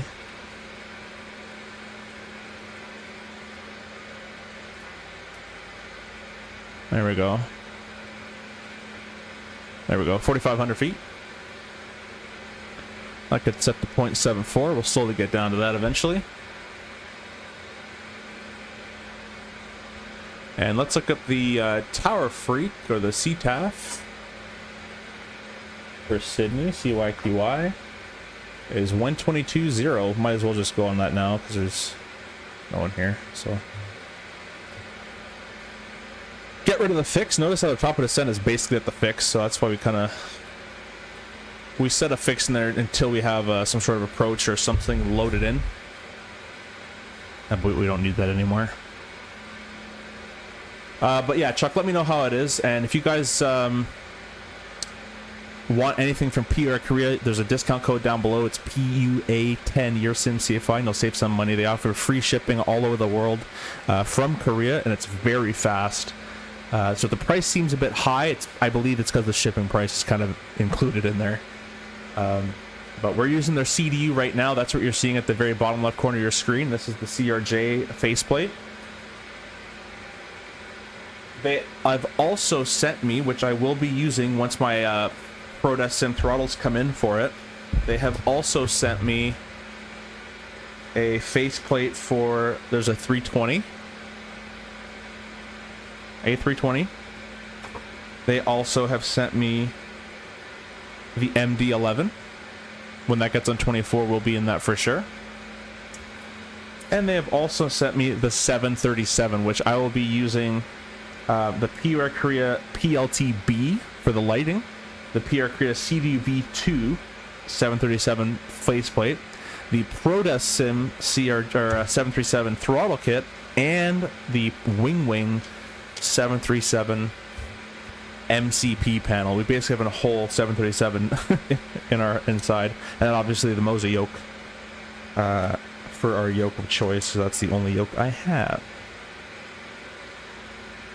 So a lot of cool stuff coming. I expect that ProDesk Sim hopefully in the next few weeks, I'd imagine. How's the force feedback yoke so far? It's been really good. The problems I'm having with it are strictly software. The software's a little clunky, but they're brand new to making it, so let's set our minimums here before I forget. It's visual anyway, so I don't really need it, but 680 becomes 790, 30, 730.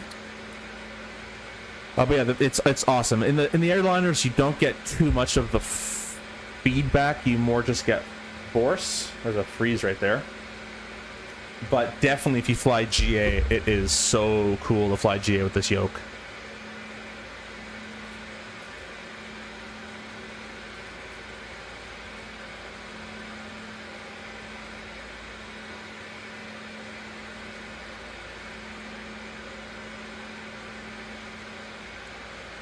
Got the Airbus 737 and 777. I'll let you know. Appreciate the discount. Hey, thank you so much for using it.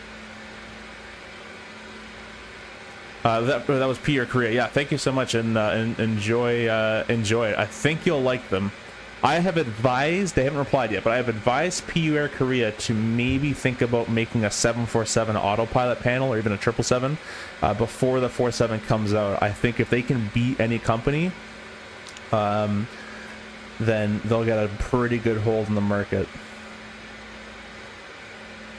290. Let's turn off hard or knob acceleration as well. Look at that. Save.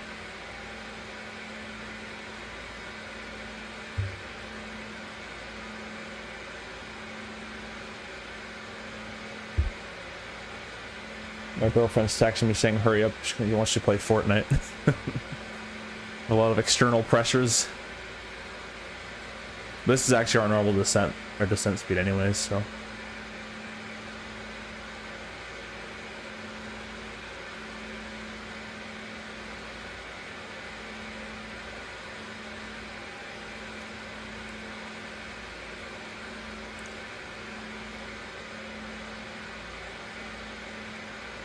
I don't know if I'll be able to catch all the landings, unfortunately, guys. I will have to hurry up offline, but I'll do my best to catch a few of them. As I said, the external pressure of to go Blade before she has to go to work or sleep for work. But Michael, thank you for joining, by the way. And Shaq, hey, welcome. I would love to see you compare Black Square's Duke with the A2A Aerostar. And by the way, the Duke works in 24 as well. I've never actually flown the Duke or even know what it is, so I'll have to do some research into that. But for sure can check it out. I just got the Flight Effects citation. They sent that to me, so I'll have to kind of get in that. It's a bit like it's a bit RJ-ish.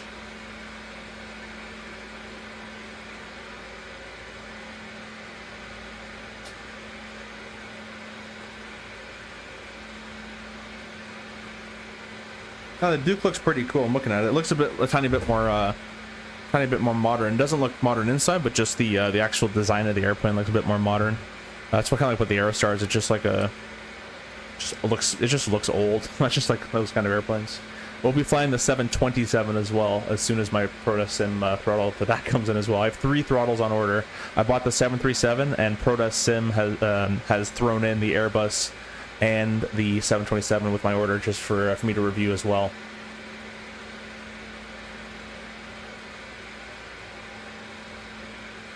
Duke's a lot of fun. I'll have to check it out.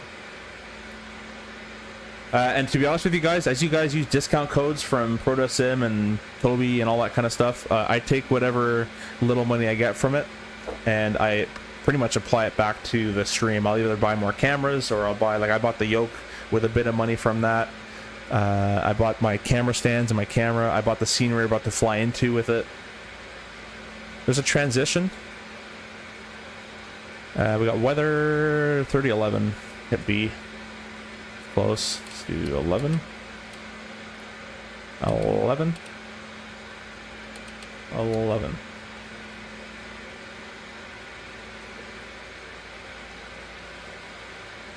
Alright guys, so probably is going to match, but roughly around 12,000 feet, we're going to do a vertical speed of 1,200 a minute, or we'll just put what it says in here, but most likely it'll be pretty close together.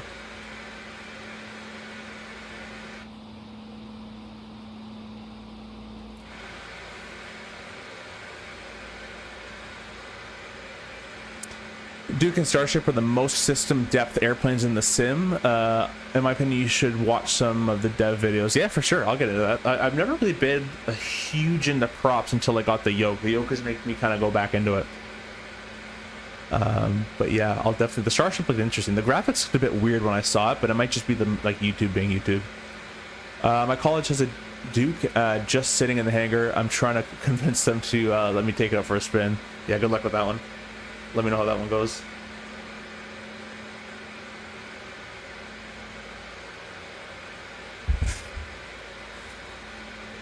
Alright, we'll just do 1200 here because we're a little faster than 280, so we'll do vertical speed of 1200. The airplane reacts to that way too quickly. We'll bug in 250 as we have to be below 250 at 10,000, as everybody knows.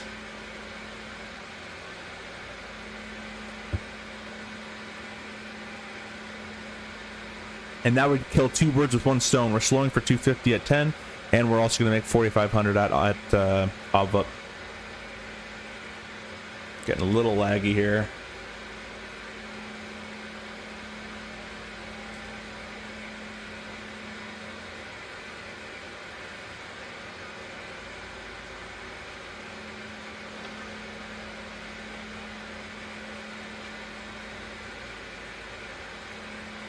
Sydney traffic, Canadian Regional 612, through, descending through 10,000. Arnav Zulu, 24, Sydney traffic. Last call, how far are you from the field? We're showing 56, we're 12,000, descending 45, ob up. We've got about, we're showing about 28 for us, Canadian Regional 612. Okay, perfect. We'll be well spaced. That was very loud. I don't know why it was that loud. Yeah, 28 miles, we're 56. He's very high. 28 miles, he's 28,000 feet. If I heard that right. Oh, no, he's 9,000 feet. That makes more sense. I think I heard a wrong altitude.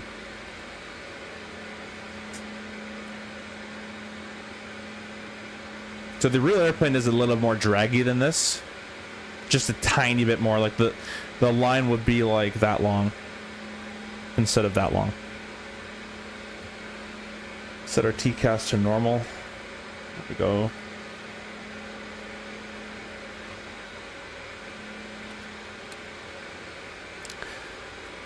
And Sydney traffic is Jazz 94, approximately 50 miles to the west of the field, planning Arnav Zulu via Obvet runway 24, 11,000, setting 4,500. Sydney. Alright, coming up on 10,000 feet, we'll grab our lights. Get everyone nicely seated and dinged with box seatbelt, landing weight. Doesn't, yeah, it still doesn't automatically update. It should automatically, it does the fuel, but it doesn't do the weight. Yeah, so we're about a 71 card. So roughly about a 130, 135 approach will be fine.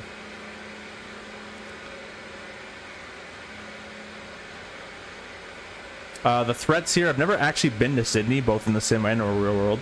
The runway's not short, but it's on the shorter side, and a lot of traffic, so we're going to try to make it to the end. I'm going to use very little braking and reverse, just to get to the end quick, so we can spin around and get back the other way. Add a bit more thrust. Actually, we're going to descend a little bit more. We'll do 1,500 a minute. And actually, why not? We'll go descend. Oops, too many times. Descend 250. Just let that go. That way we have time to slow down for 210. Descend 250 is giving roughly 1,500 a minute, so I'll press vertical speed. I'll leave it at 1,500. We'll select 210 knots. That's what we're going to be slowing to. We're going to be level. A lot of traffic for a small airport. Yeah. We're going to be descending, we'll be leveling off prior to reaching it, so why don't we do... we'll do 700 a minute, 800, and that way we can keep the glide path all the way down. What's the next one saying? 8813. Alright.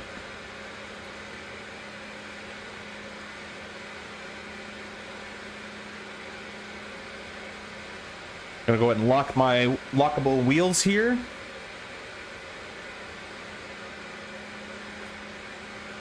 Let's get some excuses out of the way. Wind is wind. It's been kind of weird for me through 300 feet. I get this weird like transitional thing in 24. City traffic 49 is flight level 200.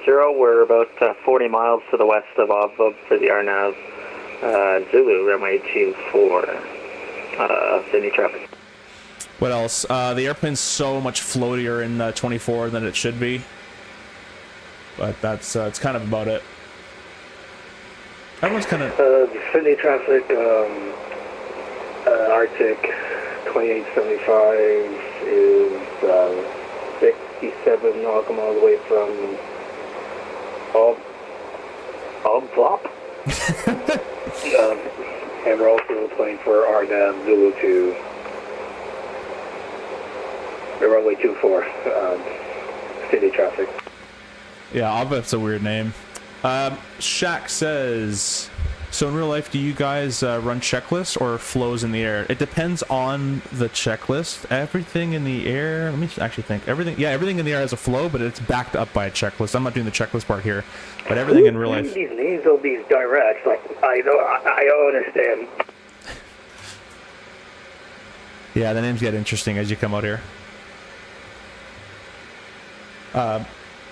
Got the next guy in front of us on TCAS. He's showing 5 miles in front.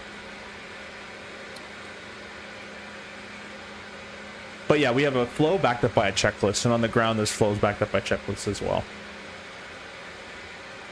We always have to do the checklist after a flow. Always. There's nothing that's memory, and then you just leave it.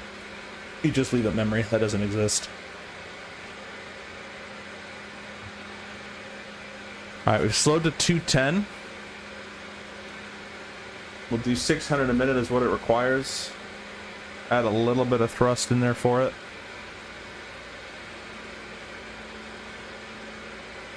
Generally, I wouldn't slow maybe this far back. We're still 13 miles. We could have been 250 for another like 7 miles or so. But we have to slow for traffic in front.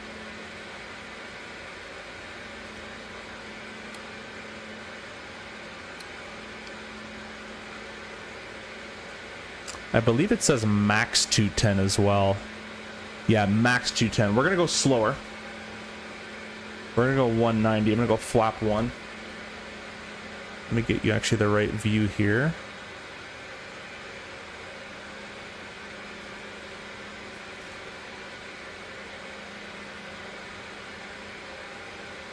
Alright, we'll go flap 1. Just because I want him to exit the runway. And we're going to go 180. Flap 8.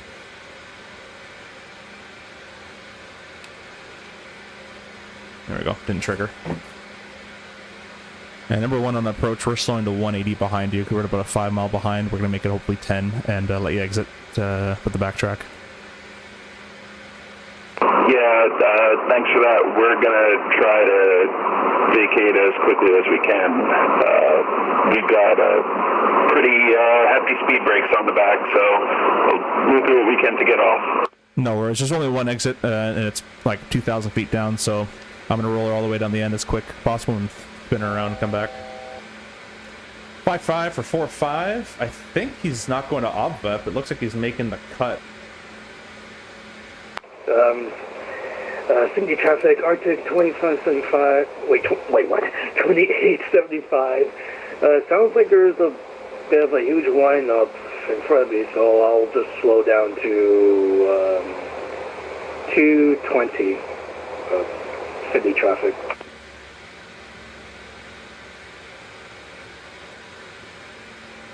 I think he's taking the early turn there. That's good. I'm visual with the field. Actually, not visual with like a power plant. I thought that was a runway for a second. There's the field right over there.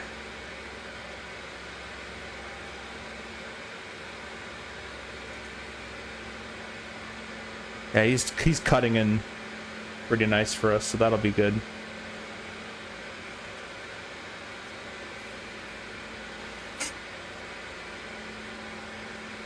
Mustafa, hey, welcome. And city traffic has 49s, 8,000, about 9 to the west of Avva. We're going to break off the RNAV approach on a heading of 080 and extend to about a 15-mile final just for spacing of the traffic ahead. City traffic. Let me check that. Jazz 94 is over Obvet and turning inbound Gagbu. All right, let's keep it going down. Canadian Regional 612 turning final. 3,400 down to vertical speed. Jesus, my ears. Yeah, he's cutting it in. It's actually pretty good for us.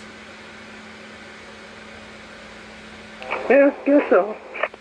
Mustafa, the yoke is pretty awesome. If you're able to get one, I recommend any force feedback yoke. It changes the whole sim experience. The airliners don't give you the most feedback, but they give you a lot of force, which is really cool.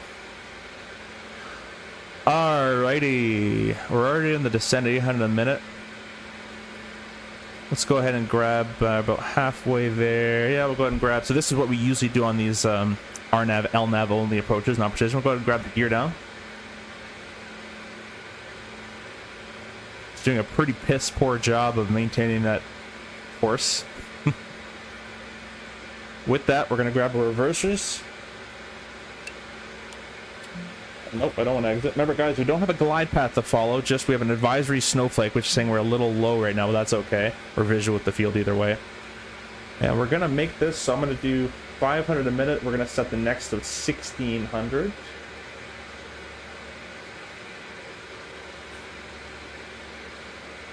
Go flap 20. We're going to slow 160.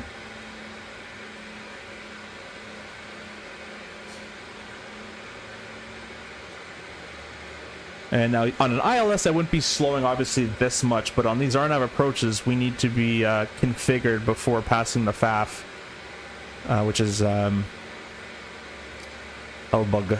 So, city traffic, Jazz 94 is intercepting the final approach course, runway 24, number 2 with 5 mile space. Give a bit more space. We're going to flap 30. 156. The exit at the end of the runway is we have to go all the way to the end, turn around and backtrack, so we're giving them tons of time to let's do vertical speed of 700 a minute.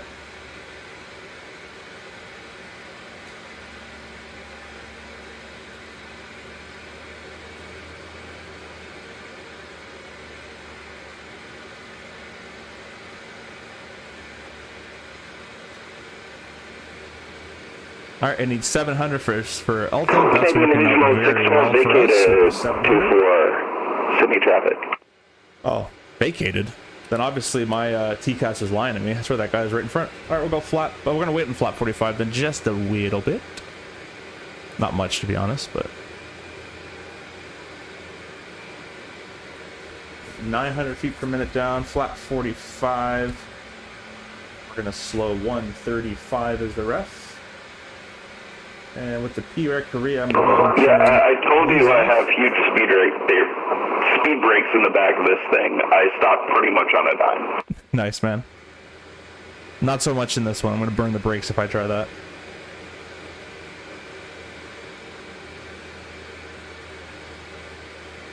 Sydney traffic, Jazz 94 reporting Elblug final 24. What's that say? Eblug. There we go. Elblug. Traffic Jazz 49, 3,400. So we're in the vertical speed. I'm going to quickly to the up. east of Gagwood for It shouldn't be doing that. Oh, there we go. It actually should have been doing that because I didn't bug up high enough. There we go, back to vertical speed, and 3,000 for the miss is set.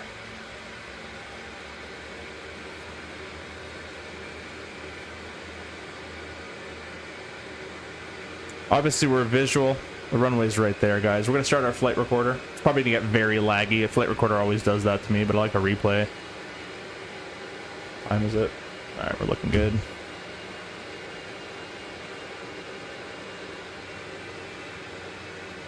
Hey, thanks for subbing, my friend. Thank you so much.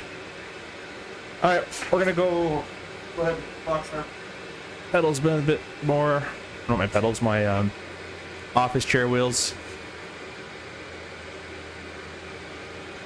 I'm just playing with the Moza AB9 base and stick they sent me. It's nice. Yeah, it's very nice. I've never tried the Moza stick, but the Moza yoke is really cool.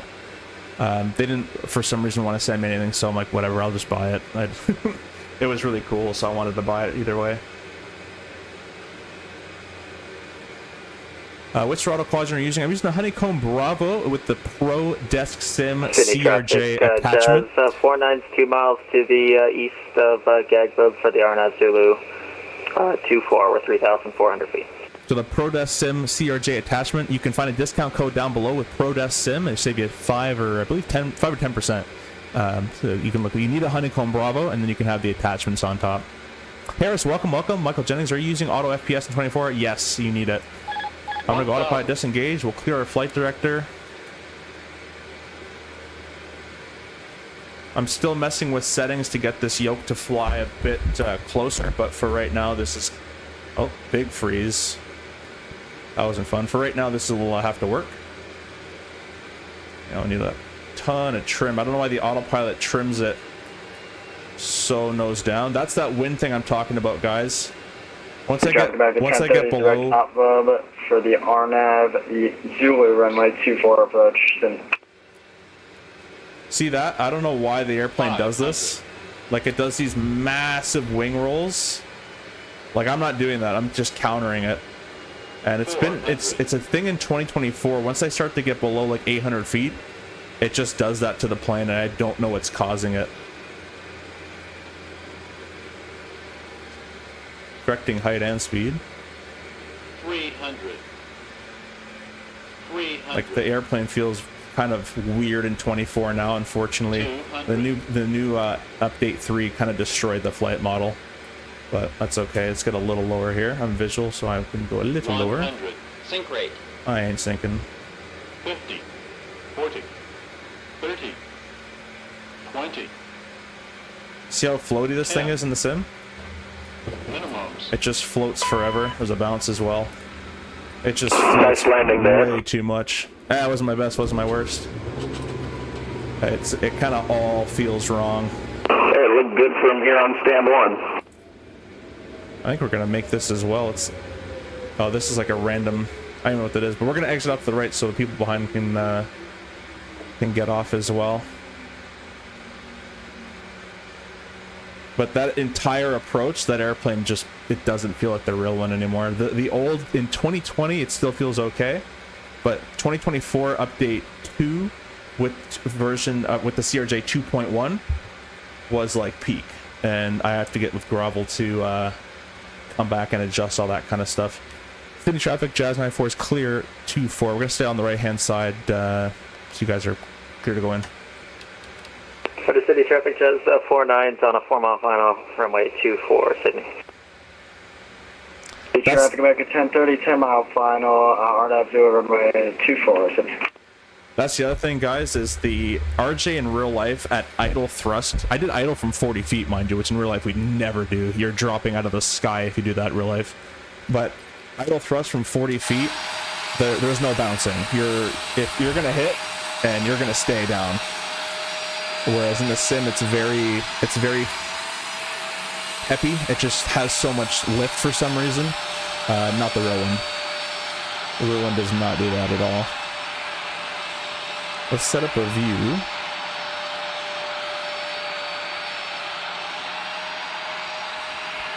I'm quickly going to turn off my engines because it's like crazy loud, so let's start the APU up. And then we'll turn them off in a second. 2875 is turning to direct, God, to prepare for final Sydney traffic. Yeah, Shaq Blackbird is really good. I've never had one of their things yet, but I'll be hopefully partnering or buying something for them shortly. They have really cool looking stuff. We have 2 RJs on short final back. I don't know what this guy's doing, but...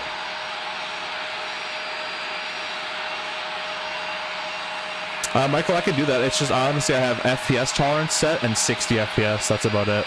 The no gear, guys, is because of 2024. There's a glitch with no gear.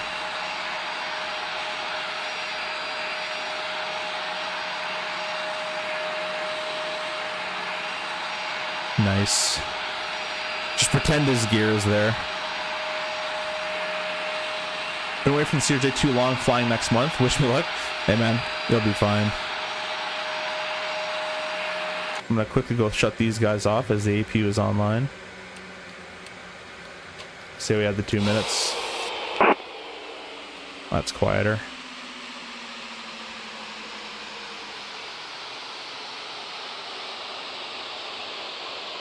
Oh, the gear is a glitch in, is this a side slip happening right now? What the heck? And just 49 is going to be that track on runway 24. America 1035 mile final, RNAV 0 runway 24. Don't do that in an RJ. So if you go thrust idle in rear world, the sync rate you saw is what should have happened. Maybe a little excessive. Probably wouldn't be that bad, but it's quite excessive in idle thrust. As short, like the RJ is a very long airplane with these short, stubby, swept-back wings, and the engines are high up behind the center of gravity as well, up and behind. So, in real world, my technique, like I can bring my camera up here, it works basically every time. Thrust is somewhere up here. Right, you hear 50, do nothing. You hear 40, do nothing. 30 feet, this is what you do with your left hand. And by 10, you should be idle. So at 30 feet, you start reducing power. 49 is clear. At 20, you're going to do a couple pumps of flare. And then at 10, idle thrust, and just the tiniest of holdback is what my little method is. Tiny little bit. So 20 feet, these 2 kind of pumps, and then just a little bit of holdback, and it touches down nice and gracefully, or the reverses, or you can flip off the throttle right off like that. And that obviously wouldn't happen in real life, but that's my technique in real life, and doing that in the sim, it used to work perfectly. Sometimes actually would sync a little too much in the sim, but now in the sim in 24, at least from my sim settings and my experience, it just floats, like it just goes. Wouldn't happen, but we'll have to get with Grovel to fix this up.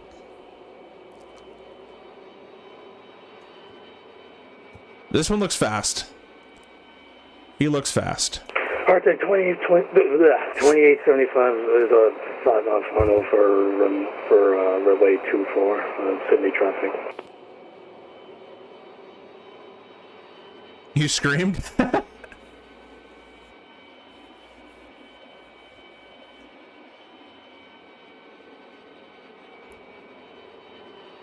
Bit firm, saved it near the end. It would have been a lot firmer if they didn't, that little nose up there at the end. An American Airlines 37 is what I see. It's probably not that at all. It's probably like a Fokker again, or something else.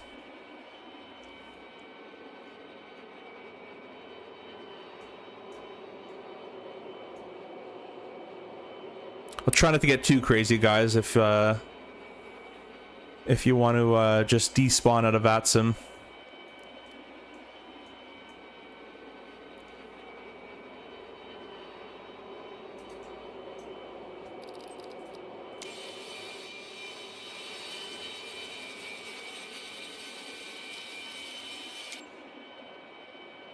I think we're just waiting on 2 more, it looks like.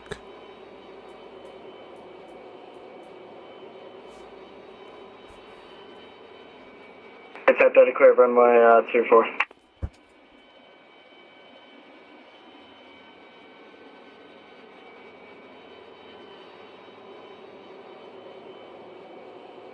Sydney traffic drives 144 to 3000 on Yankee 24, 10 miles, Sydney.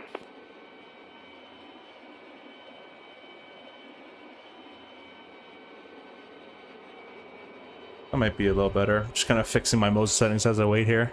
Clear for 24, Arctic 2075. Does anybody else experience in either the RJ or any other plane in 2024 that random, like, under a certain altitude, like under 1,000, your wings just start to go nuts with these huge, like... Are they simulating wake? Is that what's happening? Because that's what it feels like. And from a 7-mile 37, like, you wouldn't really get possible, but I very rarely experience wake, and the spacing is 30 seconds. So, that was nice. I can't see the gear, but looks pretty nice from me.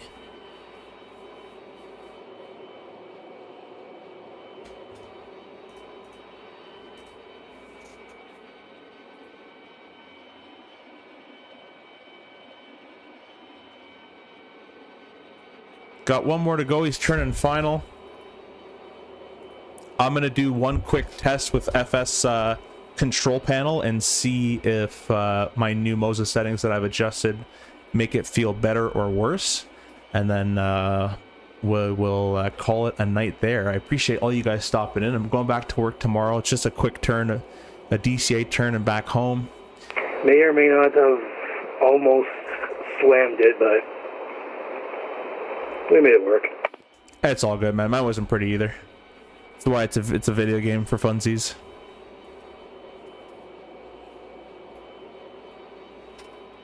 Yep, true. Okay, Arctic 2875 is clear. As vacate runway, you are clear to land. City traffic.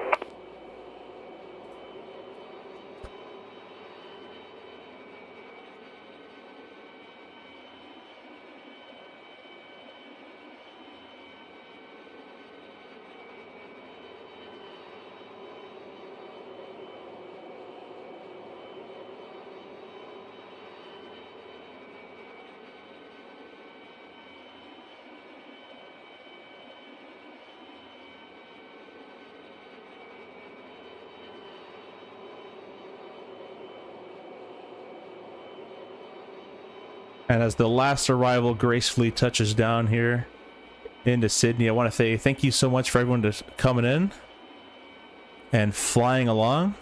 We will be flying some more routes definitely in September as I've been put back on reserve. I'm going to disconnect from VATSIM.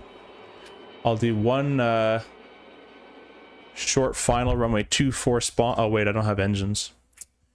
Yeah, I forgot I did that, didn't I? Let's spawn back on the takeoff runway here. We'll unpause ourselves. Let's get the engines going real quick again. We'll set flap 45. Spoilers deployed or retracted.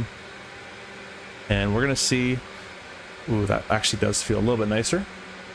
We're gonna go ahead and see if this makes all the difference in the world. Let me go ahead and bring up my cameras again. There you guys can see. I'm going to save this Moza profile. If you guys have the Moza yoke, you're able to use my profiles as well.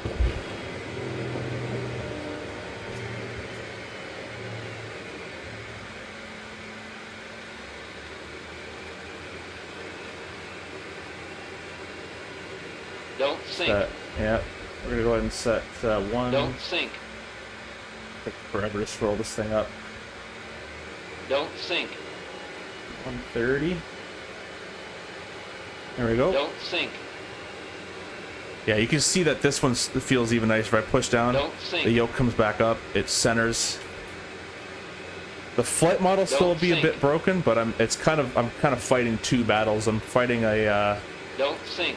I'm fighting a flight model battle in 24, and I'm fighting the yoke software problem in Don't 24 sink. as well. 500. We're gonna get don't sinks the Don't entire way down, 500. guys, because of the spawning on final. The way I spawn in final is using sink. FS flight control, which is a flight instructor station. 400. Don't sink. Don't sink. 300. Don't sink. Yeah, like I'm getting such a huge, like, I have like the Don't most sink. massive 200. wind increase and then decrease performance share at like Don't 200 sink. feet in every landing I do. 100. And I don't Don't know sink. what it is for. 50. 40. 30. Don't sink. 20. 10. Reverses. My parking brake was on, so the nose gear went woo. But anyways, we'll do a very, very quick little replay for you guys. And we will call it there. That's the gear warning horn. We're gonna replays, pause replay, do this, cycle the gear, Don't sink. and I'll bring these guys out to watch.